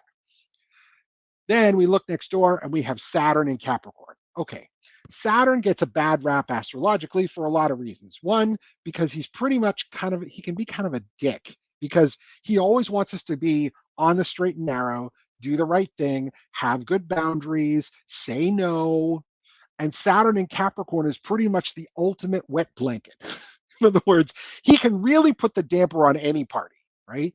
Saturn in Capricorn also is often associated with depression. Saturn is the planet that deals with depression, and it's sitting in the sixth house of health. So, what kind of health problems might this person have? Well, we have Venus problems, which means things like kidneys, because Venus rules the kidneys, right? Venus rules the adrenal glands, okay? Mars rules the sex organs, okay? Mars also rules the physical body as a whole. Saturn rules the knees, the joints, the lower back, and the teeth, but it also is a depression planet. One of the most famous people that I can tell you about with Saturn and Capricorn is actor Hugh Laurie. So, spoiler alert, this isn't his chart. So, Hugh Laurie actually has Saturn right next to his Capricorn rising. He has Saturn in Capricorn. And what's interesting is if you remember the show House, he had problems with his knees. He got hit by a car, I think, and his knees were affected. Well, it's interesting that Hugh Laurie chose the disability to be the knees because Capricorn rules the knees. It's like of all the parts of the body he could have picked, what did he pick? He picked the knees, right? And Hugh Laurie has said that publicly that he has a lot of problems with really crushing depression too. So with Saturn and Capricorn, there's a tendency for that. But this sixth house represents acute health problems, day-to-day health problems. And he has Saturn and Capricorn there. So I would definitely be asking him about what is his mental health like?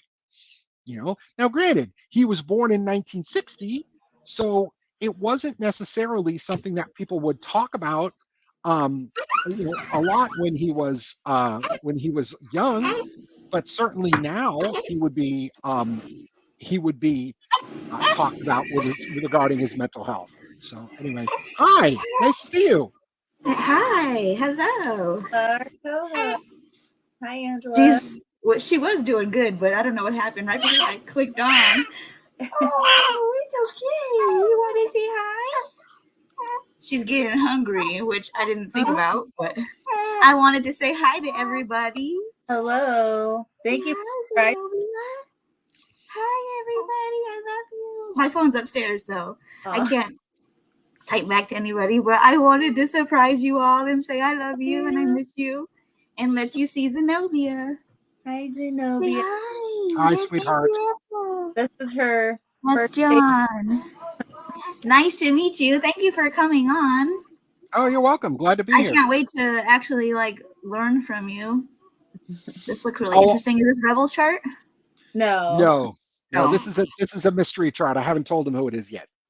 Oh, okay. Well. What nobody knows about me is I'm just a big faker. I guess all this stuff. Like I really haven't studied it at all. Well, That's what I do too. Hmm. Oh, I'm so happy to see everybody. I love you guys. Well, she's calming down a little bit, so until she freaks out, I guess we'll just listen to John. All right, good. fair enough. So Yeah. like so as we look at this chart, we're seeing a lot of interesting things that are happening. Like I said, especially with the Pisces Sun ruled by Neptune, both of these sitting in the fourth house, and so you're thinking this person has a very interesting kind of chart going on, and they do. One of the things I want to show you, which is very subtle, is that Neptune does not actually have any connections to any of the other planets in the chart.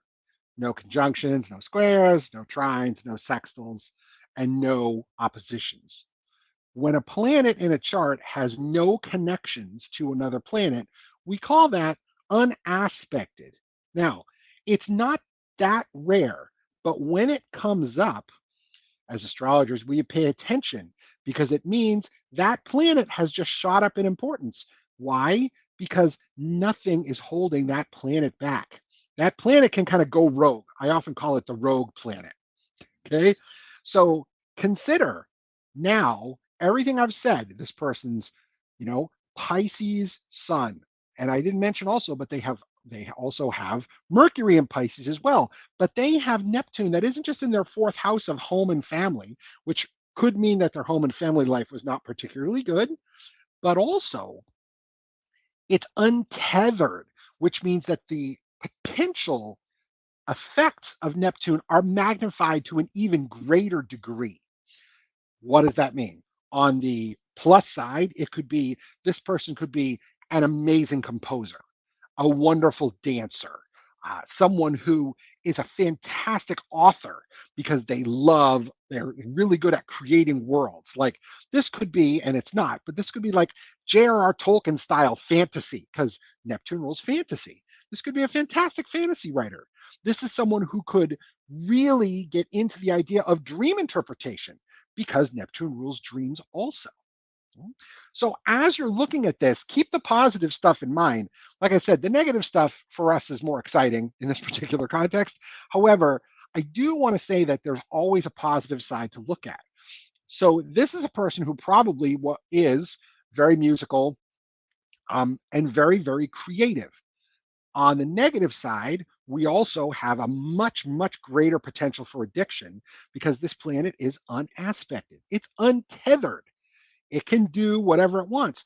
And when something in a chart is not connected to anything else, it's kind of well, it kind of like a baby screams for attention until it gets attention appropriately enough. And so, no, actually, Dasha, it's not Mick Jagger, but that's a really good guess considering the time frame. Good guess, but no, it's not Mick Jagger. Um, so as you look at this, just keep in mind that there are positives and negatives, but with Neptune, we're talking about addiction, we're talking about secrets, we're talking about We're gonna keeping say things. goodbye. Sorry, John. She needs her diaper change. She's pooping. Oh, All love right, you. Keep her Okay, I love you. I will see you guys soon. I'll be back really, really soon, you guys. I love you. Thank you, John, for coming on. you're Love welcome. you, Inky Thank you for Rebel. having me. Gotta go change this stink butt. Okay, love you guys. Bye. Bye. I forgot how to get out. Oh, okay, never mind. Love you. Bye. love you back. There you go. All right, so you've heard a lot about this person, and granted, we could spend 2 more hours on this chart. Does anyone want to take a guess as to who this is? I've seen a couple. Mick Jagger, nope. George Michael, nope. Good guess, though. Anybody else?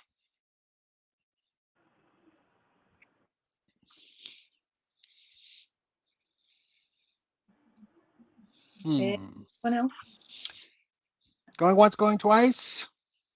All right. Well, it's kind of good that nobody got this one. And I kind of, Boy George, no, good, again, good guess. I think he's a Gemini. Steve Tyler's an American, so no. This guy was born in England. But again, if you guys are going more toward the musician, and I would understand that with the strong Neptune and a Pisces sun, yeah, absolutely. This is the chart of Prince Andrew.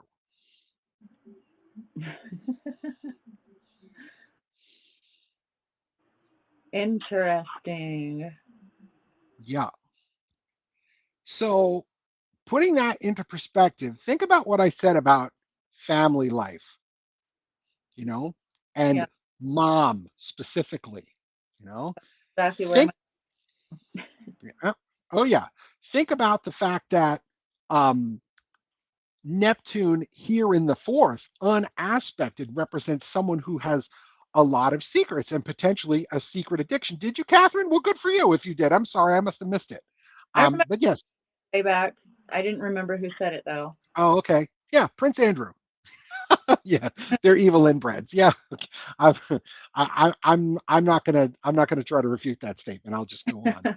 Um, but the idea is that when you have someone, especially with a Neptune unaspected, that's quite rare.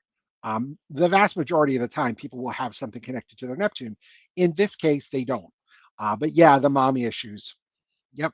Yep. And also, again, I didn't mention it, but Scorpio is a very sexual sign that's ruled by Pluto. And so the fact that he's got he's got Neptune in Scorpio and he's got Moon in Scorpio. A lot of people with Moon in Scorpio alone have a lot of problems with mom, but also problems with sexual relationships, um, with masturbation, with divorce, with possessiveness and jealousy in relationships. He's Um, an alleged pedo. sorry? He's an alleged pedo. Yeah. Oh yeah. Oh yeah. If and again, we don't convict people based on charts, but I would say the evidence that I've seen is pretty strong that he is one. Um, and, it's one of those things where I will also say that Mercury is also the planet that deals with teenagers. And he has that in the eighth house, in the very sexual eighth house in Pisces. So, Yeah. yeah, I know. I know. And the thing is, remember that if there are plenty of good things to look at in every chart, right?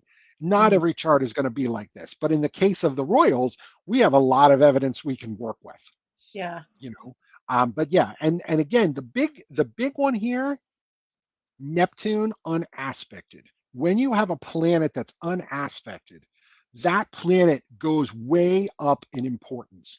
And in this case, because Neptune rules Pisces, it means that it puts more focus on the sun and more focus on Mercury. So there's a pressure that comes with that. And honestly, a lot of people have unaspected planets, and most of them work out very, very well. But this is something that, again, this is the unaspected planet thing is something you're not going to notice right away. It takes a lot of work to figure that out. But honestly, like just a little something to make the chart more interesting. And that's one of the presentations that I will often do for astrology groups is I'll do 2 hours just on unaspected planets, just unaspected planets. That's it. There's so much to learn. Even having you bi-weekly for the next 5 years, we're only going to scratch the surface. That's okay. yeah, his chart has a lot of challenges to it, Steph. I'm not going to deny that. It does. But again, how did he choose to use the energy in his chart? Well, he didn't write songs. He wasn't doing art. He No. was choosing to use that Neptune for secrets and fantasy. Remember that Neptune is the planet of fantasy also. So yeah, and it's in that fourth house of house and home. So yeah, somebody said I think it was Steph said all the royals are pedos. Well, I don't know that I'd go that far, but I will say that all of the royals probably have family issues. I mean, serious family issues, and with Neptune in the fourth, that makes it very clear. Wow. That's very in depth. That's why you get someone's natal chart whenever you're going to be involved with them in any way. Or it's Yeah. why I So say that. I don't do it always. well, and this is a good time to mention that. So the natal chart is only as good as a consultation that we do with the person. Okay. It's like I have a headache and let me go talk to Dr. Google, right? The torpedo. Man, Steph, you are something else. That's all I have to say. Um, the idea of the chart is that these are archetypes. We don't know at what level a person is living their chart, right? So I have two clients who both have Scorpio moon. Okay. The first one is someone that I worked with a very, very long time ago, who I worked with again recently. Okay. And she has a wonderful husband and no marital problems, and she has two great kids, and her life is awesome. She is a Scorpio moon. Okay. I have another friend who also has a Scorpio moon who was sexually abused as a child, whose mom was an enabler of that abuse. Then, when she was old enough, she left. She joined the military. She was very promiscuous in the military. She got pregnant. The father didn't want the baby, so she ended up marrying someone else who took ownership as the father of the child. She married him. She cheated on him. He cheated on her. Eventually, they got divorced because he was addicted to porn. He was a Pisces, incidentally. Then she got divorced from him, and she married a double Leo who also happened to be a narcissist, Oh, lovely.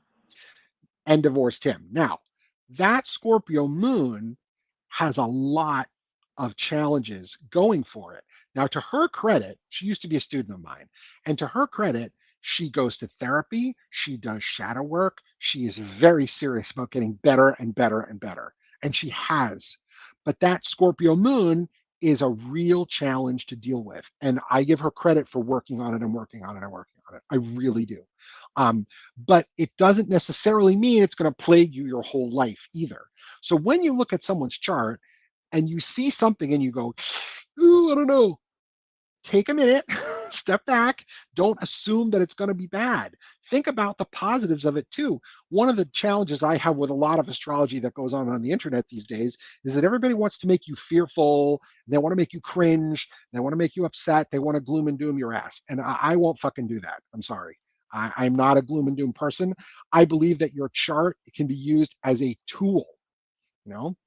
And also, yes, Patrick, that's important too. Synastry charts. Synastry is two charts together, and there's no way I'm doing that tonight because, like I told Kristen earlier, I don't want to melt everybody's brain. Um, but the idea here is that the person has to be looking at the chart, working with the chart at a certain level. And even if you're doing synastry with someone, it isn't necessarily synastry for romantic relationships. When I was at Midwest School of Astrology, they did synastry with my current boss. They did synastry with my mom. They did synastry with my wife. They did synastry with one of my friends. Like those things are all very valuable. You can also do what's called a composite chart, which means you take the averages of all the planets in both charts and put them together. in one whole, and you analyze the relationship that way. A lot of people don't do it, but you can do that too. So again, it's at the level the person's living the chart, which is why when someone comes to me for a consult and I start doing the background work before they come to see me, I'm not assuming anything. I see patterns and I go, okay, this person might have this, this, this, and this. Maybe they outgrew it. Maybe they were like that as a kid and they're not anymore. Maybe they're getting therapy for it. Maybe they never had to deal with that part of it at all, that which would be awesome. So I don't assume anything. So as you're looking at charts of especially potential partners, especially potential romantic partners, you don't want to discount someone purely on their chart alone, because I have seen charts that don't appear to work, but the people make it work.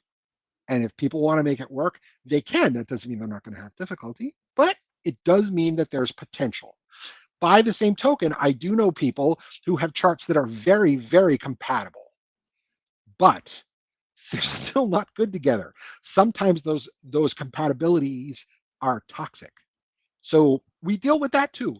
So I guess what I'm trying to say is the chart is where you start, but it's not where you finish, and you cannot assume you know how a person is living their chart until you talk to them. That's important. And so we happen to know in this case how Prince Andrew has lived his chart. At least we think we do.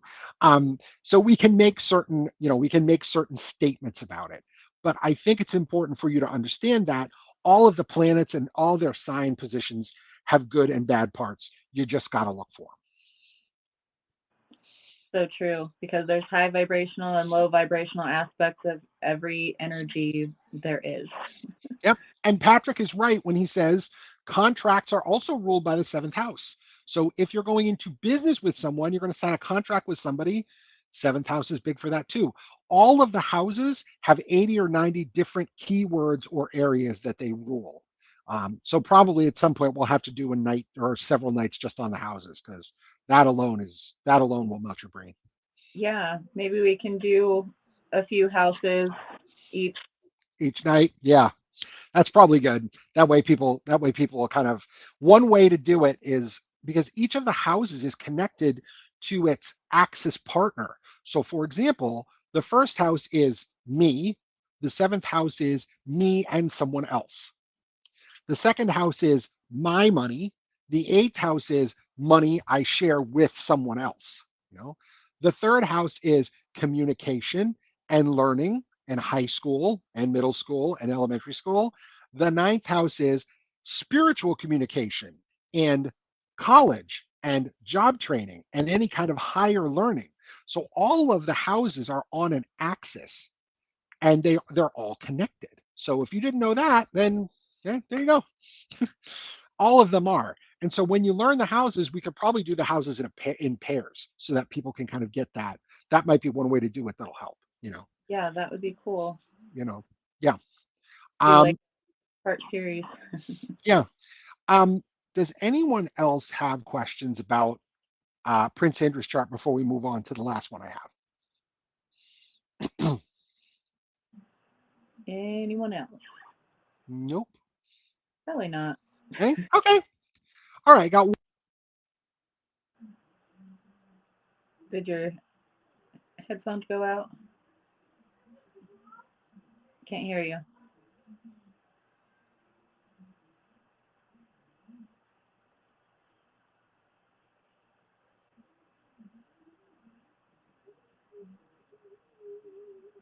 Nope, can't hear you. Mercury is making a big splash. Grand exit. Can't hear you. Shows your microphone's on. I wonder if it's your headphones.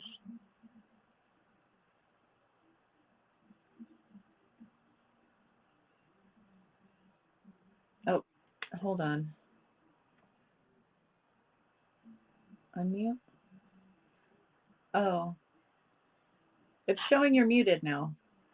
And it said I can't unmute because your mic isn't connected. How about now?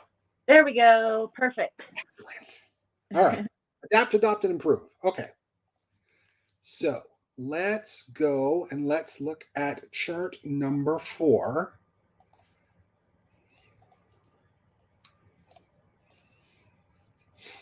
Let's see. Let's see here. Okay. All right, so let's take a look at this one.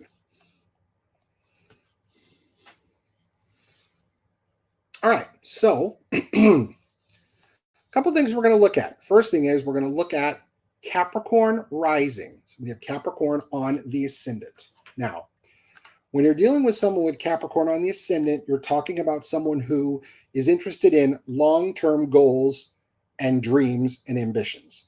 This isn't a person who wants a momentary anything. They want things that are built to last. I'm going to try my headset again, Kristen, and we'll see what happens. Okay.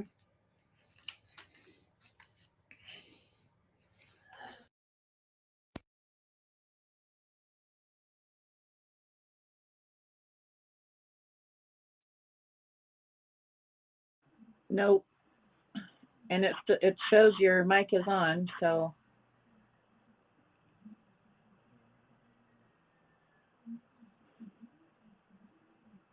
unmute.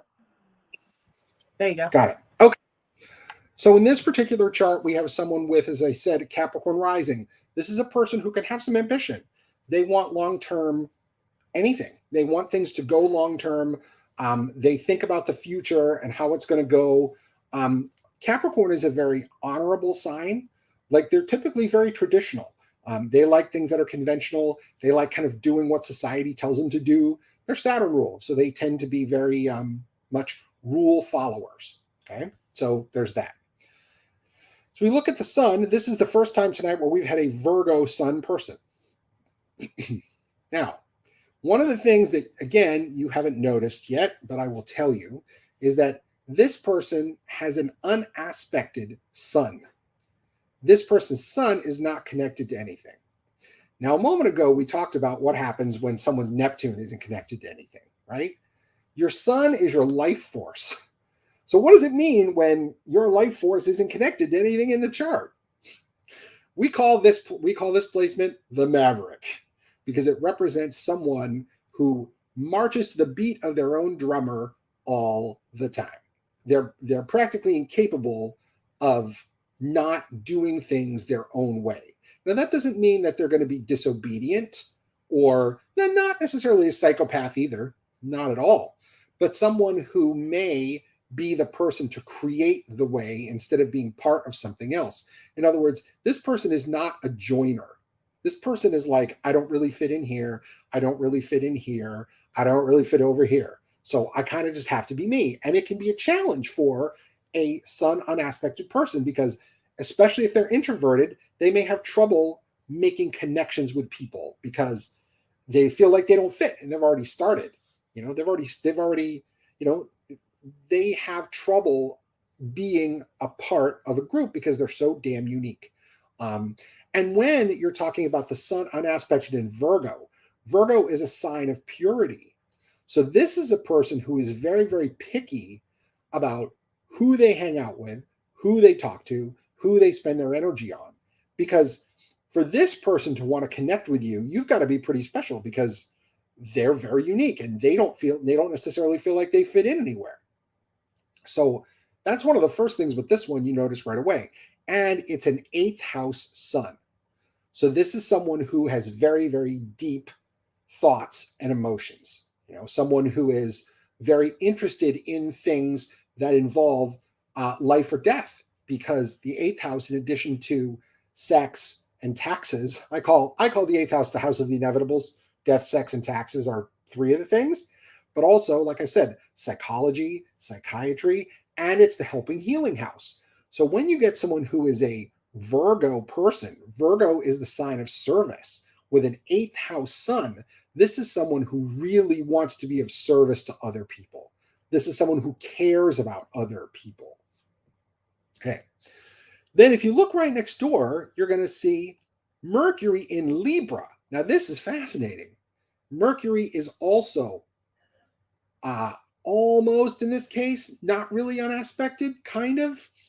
But Mercury is sitting at 0 Libra. Actually, there's a connection to the moon, so this one's not unaspected. But with Mercury in Libra at 0 Libra, 0 of any of the cardinal signs brings out that planet.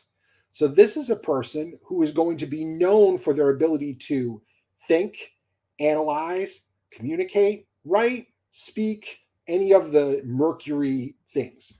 Also, this person is probably a pretty damn good student because they have Mercury in a very powerful spot. So Mercury is at the 0, is at 0 Libra. We call that the Aries point. This could be 0 Aries, 0 Cancer, 0 Libra, or 0 Capricorn. If you have any planets that are close to any of those, really close, like within a degree, those planets are going to stick out. I actually have a similar thing. I have Pluto at 0 Libra. And so people always come to me for leadership roles because Pluto is about power. And so the challenge with a planet at the Aries point is that you get noticed. And sometimes you don't always want to be noticed. So I have done interesting things with this. So I've gone to astrology conferences where I've said, you know what, I'm just going to do the Scorpio subtle thing, and I'm not going to talk to anybody. I'm just going to sit here and see what happens. And I get noticed every time. People come over to me, they want to talk to me, and I'm just like, Pluto, you know.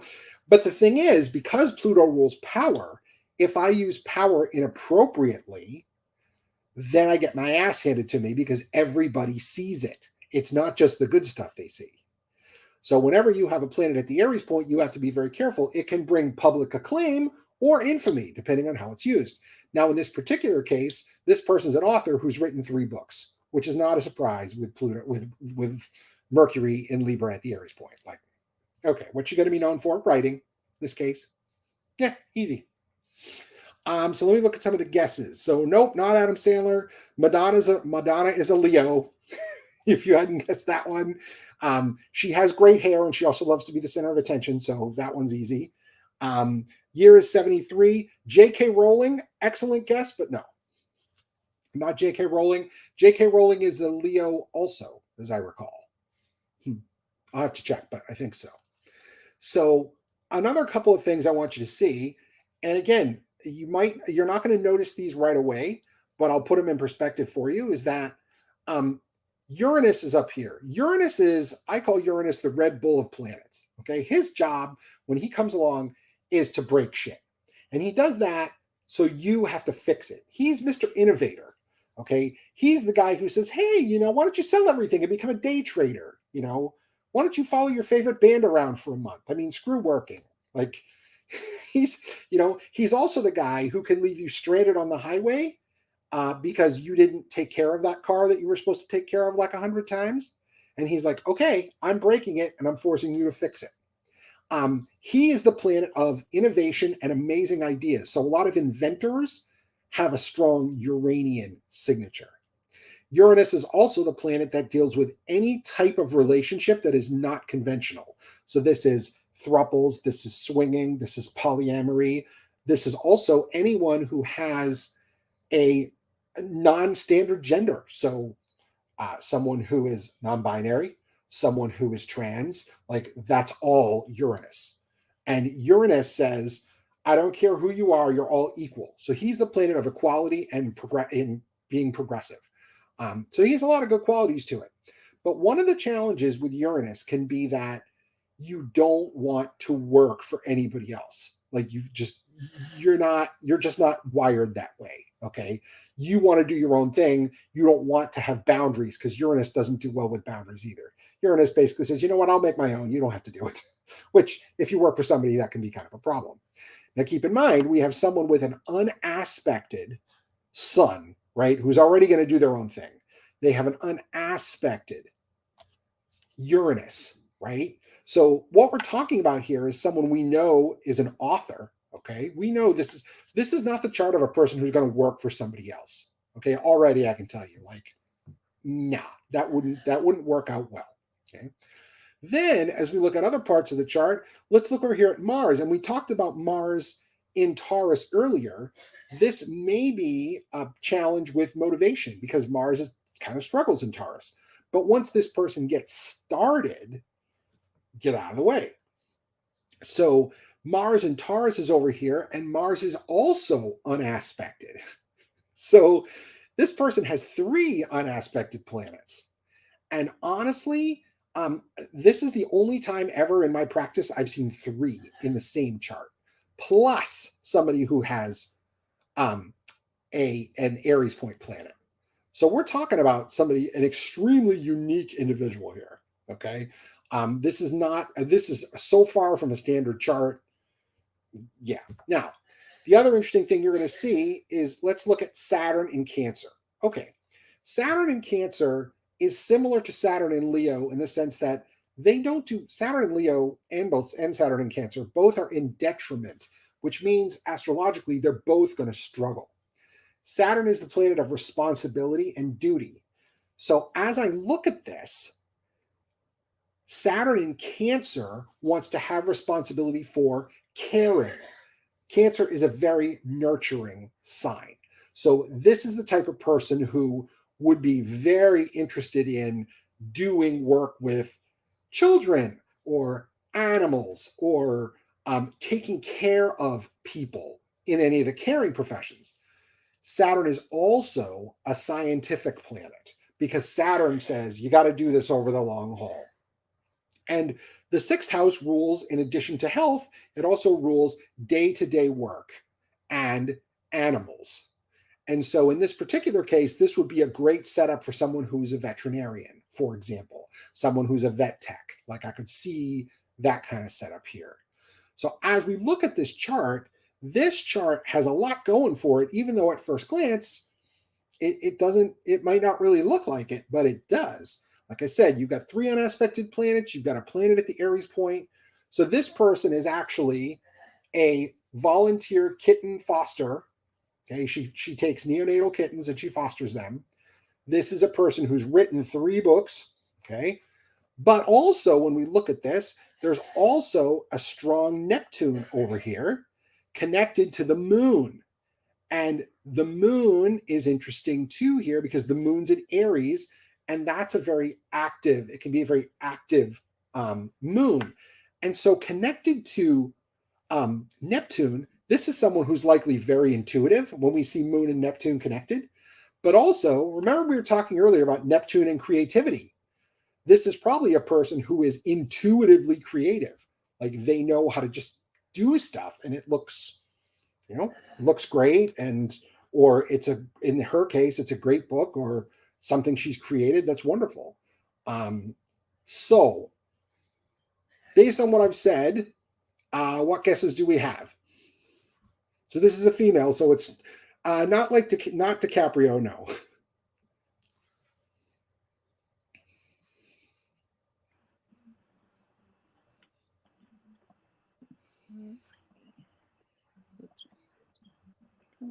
Yeah, I think I stumped him with this one. Yeah, I think so. No, the books have not been made into a movie, but I wish they were.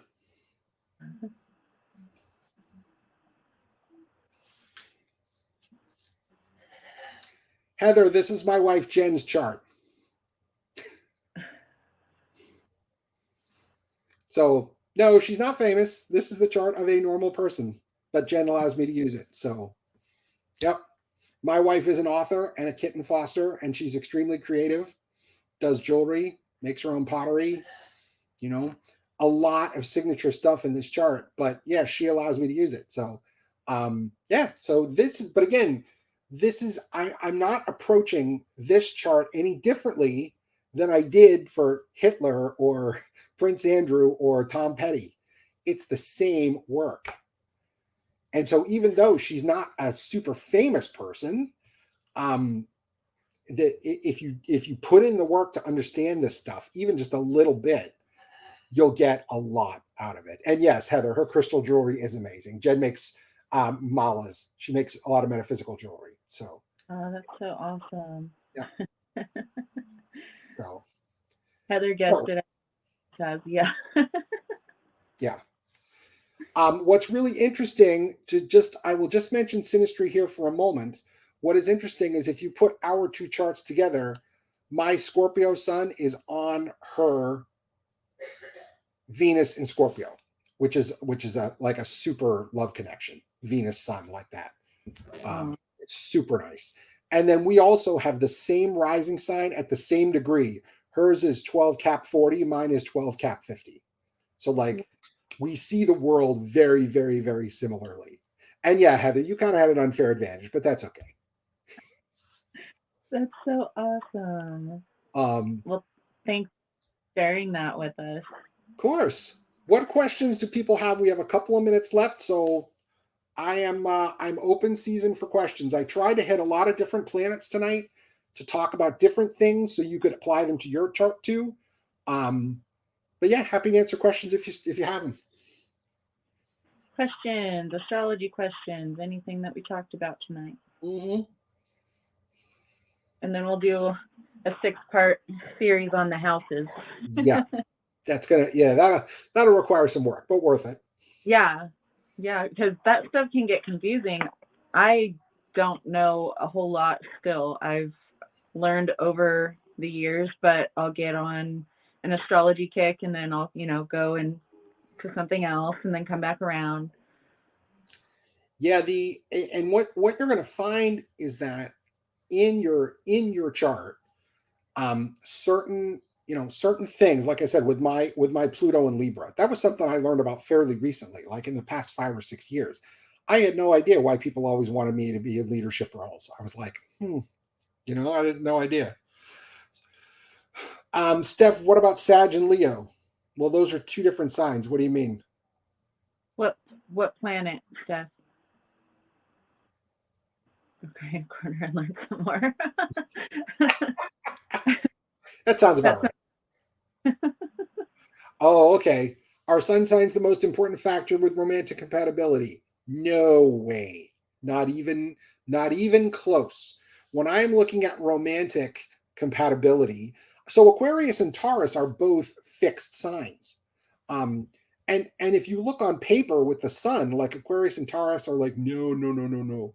If I said Sag and Leo was difficult, I apologize. I misspoke because Sag and Leo are both signs and not planets. So, but the idea is that look at the sun is just a place to start. Like everybody knows their sun sign, so it's kind of oh, you're this and I'm like this.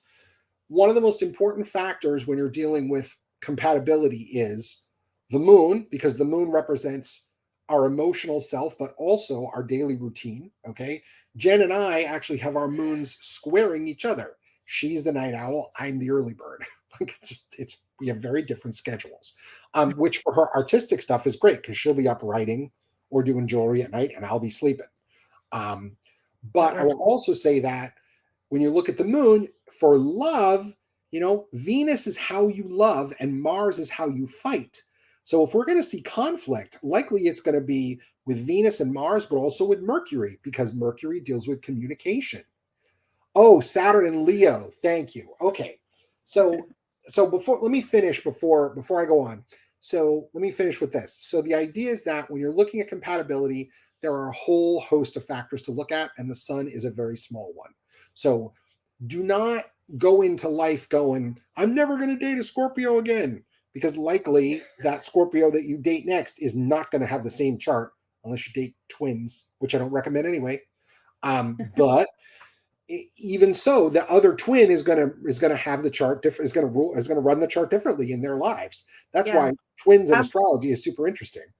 I have twins, and my twins are so different, but they have all of the same placements. They have the same placements. Other. Yeah. So Nicole, to answer your question, there's plenty of stuff to look at. I really would say talk to an astrologer if you're looking for serious compatibility, because there's a lot of factors to look at. Now, if we're talking about Saturn and Leo, Steph asked me about that. So Saturn is a boundaries planet. Okay, now in the ancient world, there were 7 planets they had, right? Before we had telescopes and we discovered Uranus. We didn't discover Uranus until 1781. So as far as the ancients were concerned, there were 12 signs and there were 7 planets. The sun ruled Leo, the moon ruled Cancer, Mercury ruled Gemini and Virgo, Mars ruled Aries and Scorpio, Jupiter ruled Sag and Pisces, and Saturn ruled Aquarius and Capricorn. And that's how it was played out. Well, they used to think of Saturn as the anti-sun. And in literature, they actually made Saturn into the Grim Reaper.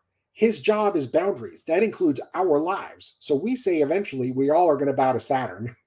Saturn's never lost. That's kind of what we say. And one of the reasons why Saturn rules the knees is because we all have to bow to him eventually. We all have to kneel before Saturn. So with Saturn in Leo, Leo is ruled by the sun. So Saturn was considered the anti-sun. And so those two, the combination of those two could be very, very challenging. So when I see a Saturn in Leo person, one of my first questions is going to be, how are your boundaries? Like, are you good at them? Because if you're good at them, great, then likely you're not going to have a problem. But like I said, I do see addicts with Saturn in Leo because it's about, I make the rules for myself and I don't care what society says and I don't care what anyone else says. In this particular case, this one addict's chart I have seen, he has Saturn and Leo in the 12th house of things that are hidden. So he couldn't even see boundaries. He would basically say, because I'd ask him like, hey, what about this? And he'd be like, oh, I make my own rules. It's like, okay, it sounds fun until society comes after you, which in this case they did. So the idea is that Saturn and Leo can start off challenging, but if you work on boundaries and you work on your ego, because Leo rules the ego, if you can manage that, then likely you're going to be just fine. So it's not a gloom and doom kind of thing, but you do have to be very careful about your boundaries that between you and other people. And that's what I would say about that. Venus in Scorpio is also in detriment. Venus prefers Taurus and Libra. Venus in a Mars ruled sign, Venus in Scorpio or Venus in Aries, there's a more sexual focus on Venus. There's a much deeper focus. Venus in Scorpio has this kind of subtle sexiness that goes with it, where Venus in Aries is like, wham, bam, thank you, ma'am. Don't call me, I'll call you. Have a nice day. It can be very physically focused because it's Aries, and Aries is Mars ruled. They, generally they want to get it on. They don't necessarily want to see you again. So with Venus and Scorpio, the depth of how you feel in relationships is really tough. And I have Venus and Scorpio, and when I dated, it was extremely difficult because every breakup was like, I felt like I was dying. Like, it felt like a huge bee stinger was getting ripped out of me every single time. Because in Scorpio, you put everything in. You expect to get everything out. And then when there's a breakup, it's like, oh, fuck, what happened? So the challenge with Venus and Scorpio is finding the middle ground in relationships. And if you can do that, then usually you're fine. But Venus and Scorpio is a very, very intense sign. And that's part of the challenge with it. And yeah, if you and your partner's sun sign aren't quote unquote compatible, doesn't matter. You have to look at the whole chart and see what's going on. And a lot of times you're going to find a lot more compatibility than you do difference. Now, there are some cases, folks, where you can have planets in conflict in a chart and the relationship is fine. That can happen too. I have a chart. We talked about synastry a little. Well, I've run my chart with my dad's. Okay. My dad and I don't get along particularly well all the time, but his chart and mine are not connected, not even in a negative way. So charts that are not connected are even tougher than ones that are connected even in a negative way. Even if there are hard things to go through, at least there's a connection you can work with. Whereas if there's no connection, the relationship's likely going to struggle. So if someone wanted to get a synastry chart or something like that with their partner with you, they can reach out to you on Facebook or your website, right? astrotarotjohn.john. astrotarotjohn.com is my website. It's still in it's still under construction at the moment, but you can also email me at astrotarotjohn@gmail.com, and you can hit me up there. I charge per session. I don't charge per service. In other words, if you want to do a half hour on your chart and a half hour of synastry, that's fine. If you want to do some astrocartography and you want to know where to live, where to go on vacation, where to work, Like, it doesn't really matter. My time is what you're paying for, not per service. So would love to work with some of you. And the question from Steph, what makes it a connection? I'm looking for 0 degrees. So I'm looking for planets that are conjunct. I'm looking for oppositions, which are 180-degree angles. And then we also look for squares, which are 90-degree angles. We look for trines, which are 120-degree angles. And we look at sextiles, which are 60-degree angles. And so if charts are connected, if they have those kinds of connections, we call them aspects, okay? But if the geometry fits between the two charts, and not everything has to fit, just here or there, certain planets, there's a lot more likelihood of a relationship being able to work out.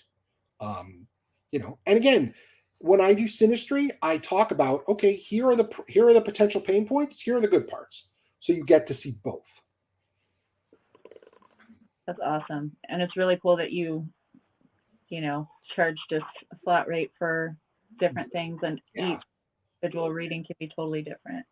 Yeah, and the thing is, what it allows people to do is it allows people to, because my price is I charge 180 for a chart session with me, and that tends to be quite a bit lower than a lot of other astrologers, because I'm trying deliberately to be more accessible.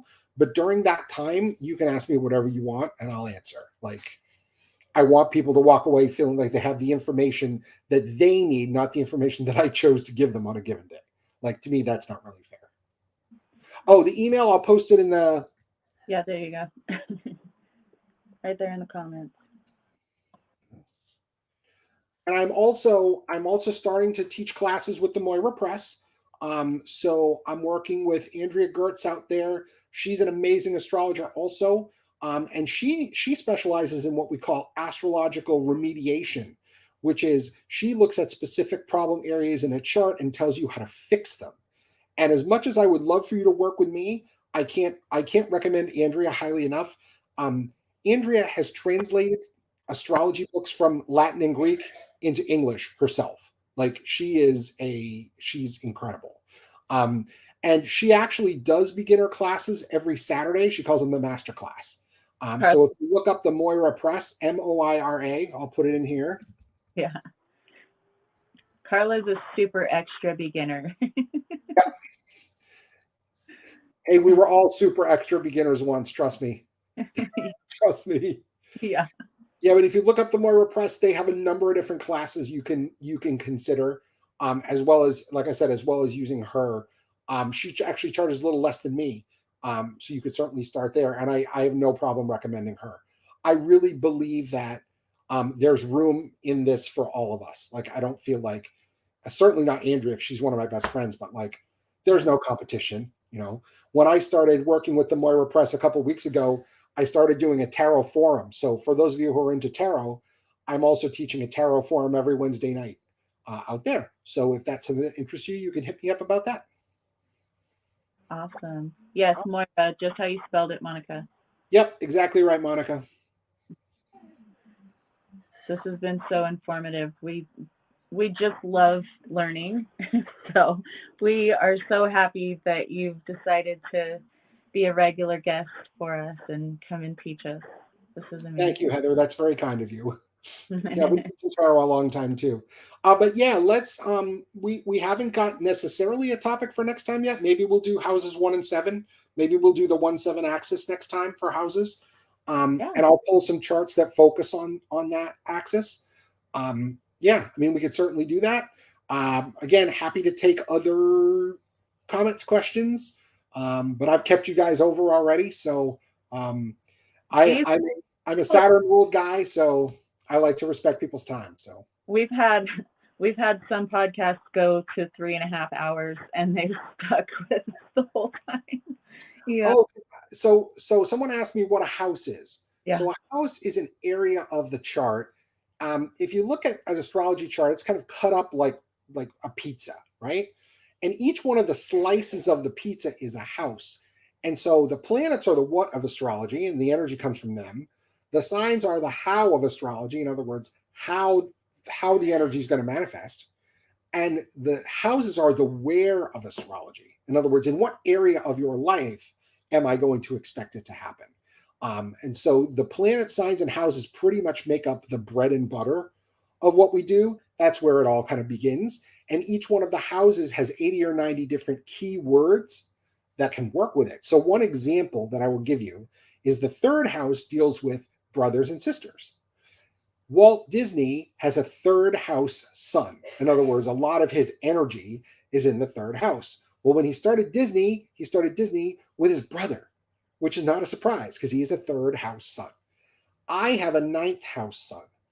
And the ninth house is about foreign people, foreign cultures, foreign language, spirituality, and teaching. I'm bilingual French, English. I lived there for a year. I have a master's degree. I am an ordained minister. And also the ninth house deals with metaphysical topics. Hello, right? I mean, I have a lot of the ninth house stuff. And because my son is there, it puts a focus in my life on that. So that's kind of a brief explanation of what a house is. The challenge sometimes is that this is mathematics. So the house system that you use, you can tweak it so that, oh, this planet's in this house or this planet's in this house. And that's one of the things astrologers really get off on is like, I only use this type of houses. Oh, I only use this type of houses. And it's like, everyone should just calm the fuck down. That doesn't mean anybody's right and anybody's wrong. We just do it a different way. Yeah. I use, for those of you who want to know, I use Placidus houses. And that's one of the standard kind of house systems that people have been using for centuries. And so depending on what type of astrology you do, you can do different houses. And Carla, I can't answer that question because your houses are based on your rising sign, which is your birth time. So we'd have to pull your chart to look at that. Yeah. We pulled her chart a couple of weeks ago to talk about it a little bit. Okay. Interesting. All right. Good. And I don't retain information like that, Carla, so I don't know. You'd have to tell me. And she probably didn't remember it either because it's all foreign to her. So listen, it's a lot. And even as early as 2014, like I still had my chart on my phone because people will ask, like, where's your sun? I'm like, hold on. Yeah. One Scorpio 37, and now because I have it memorized, as I see transits coming, I'm like, okay, Pluto sun coming. Here we go. Like I can, you start to anticipate what can happen because you're looking at your own transits. But, yeah. Wow. That's so interesting.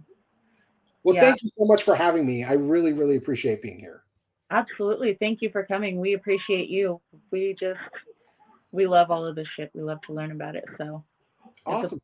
You come and be regular and teach us all. We love it. Of course. Well, I'll see you folks again in 2 weeks. Plan for that. We'll do an introduction to the houses and we'll look at houses 1 and 7 next time. Sounds good. All right, guys. So much. Tomorrow I'm going to have Carla as a guest and it'll be 4 p.m. Eastern as usual. And then Saturday's our mystery guest. And then Sunday, Carla, Ari, and myself for Sunday Fun Day. So enjoy the rest of your evening, guys. Thank you so much. Love you, and I'll see you tomorrow.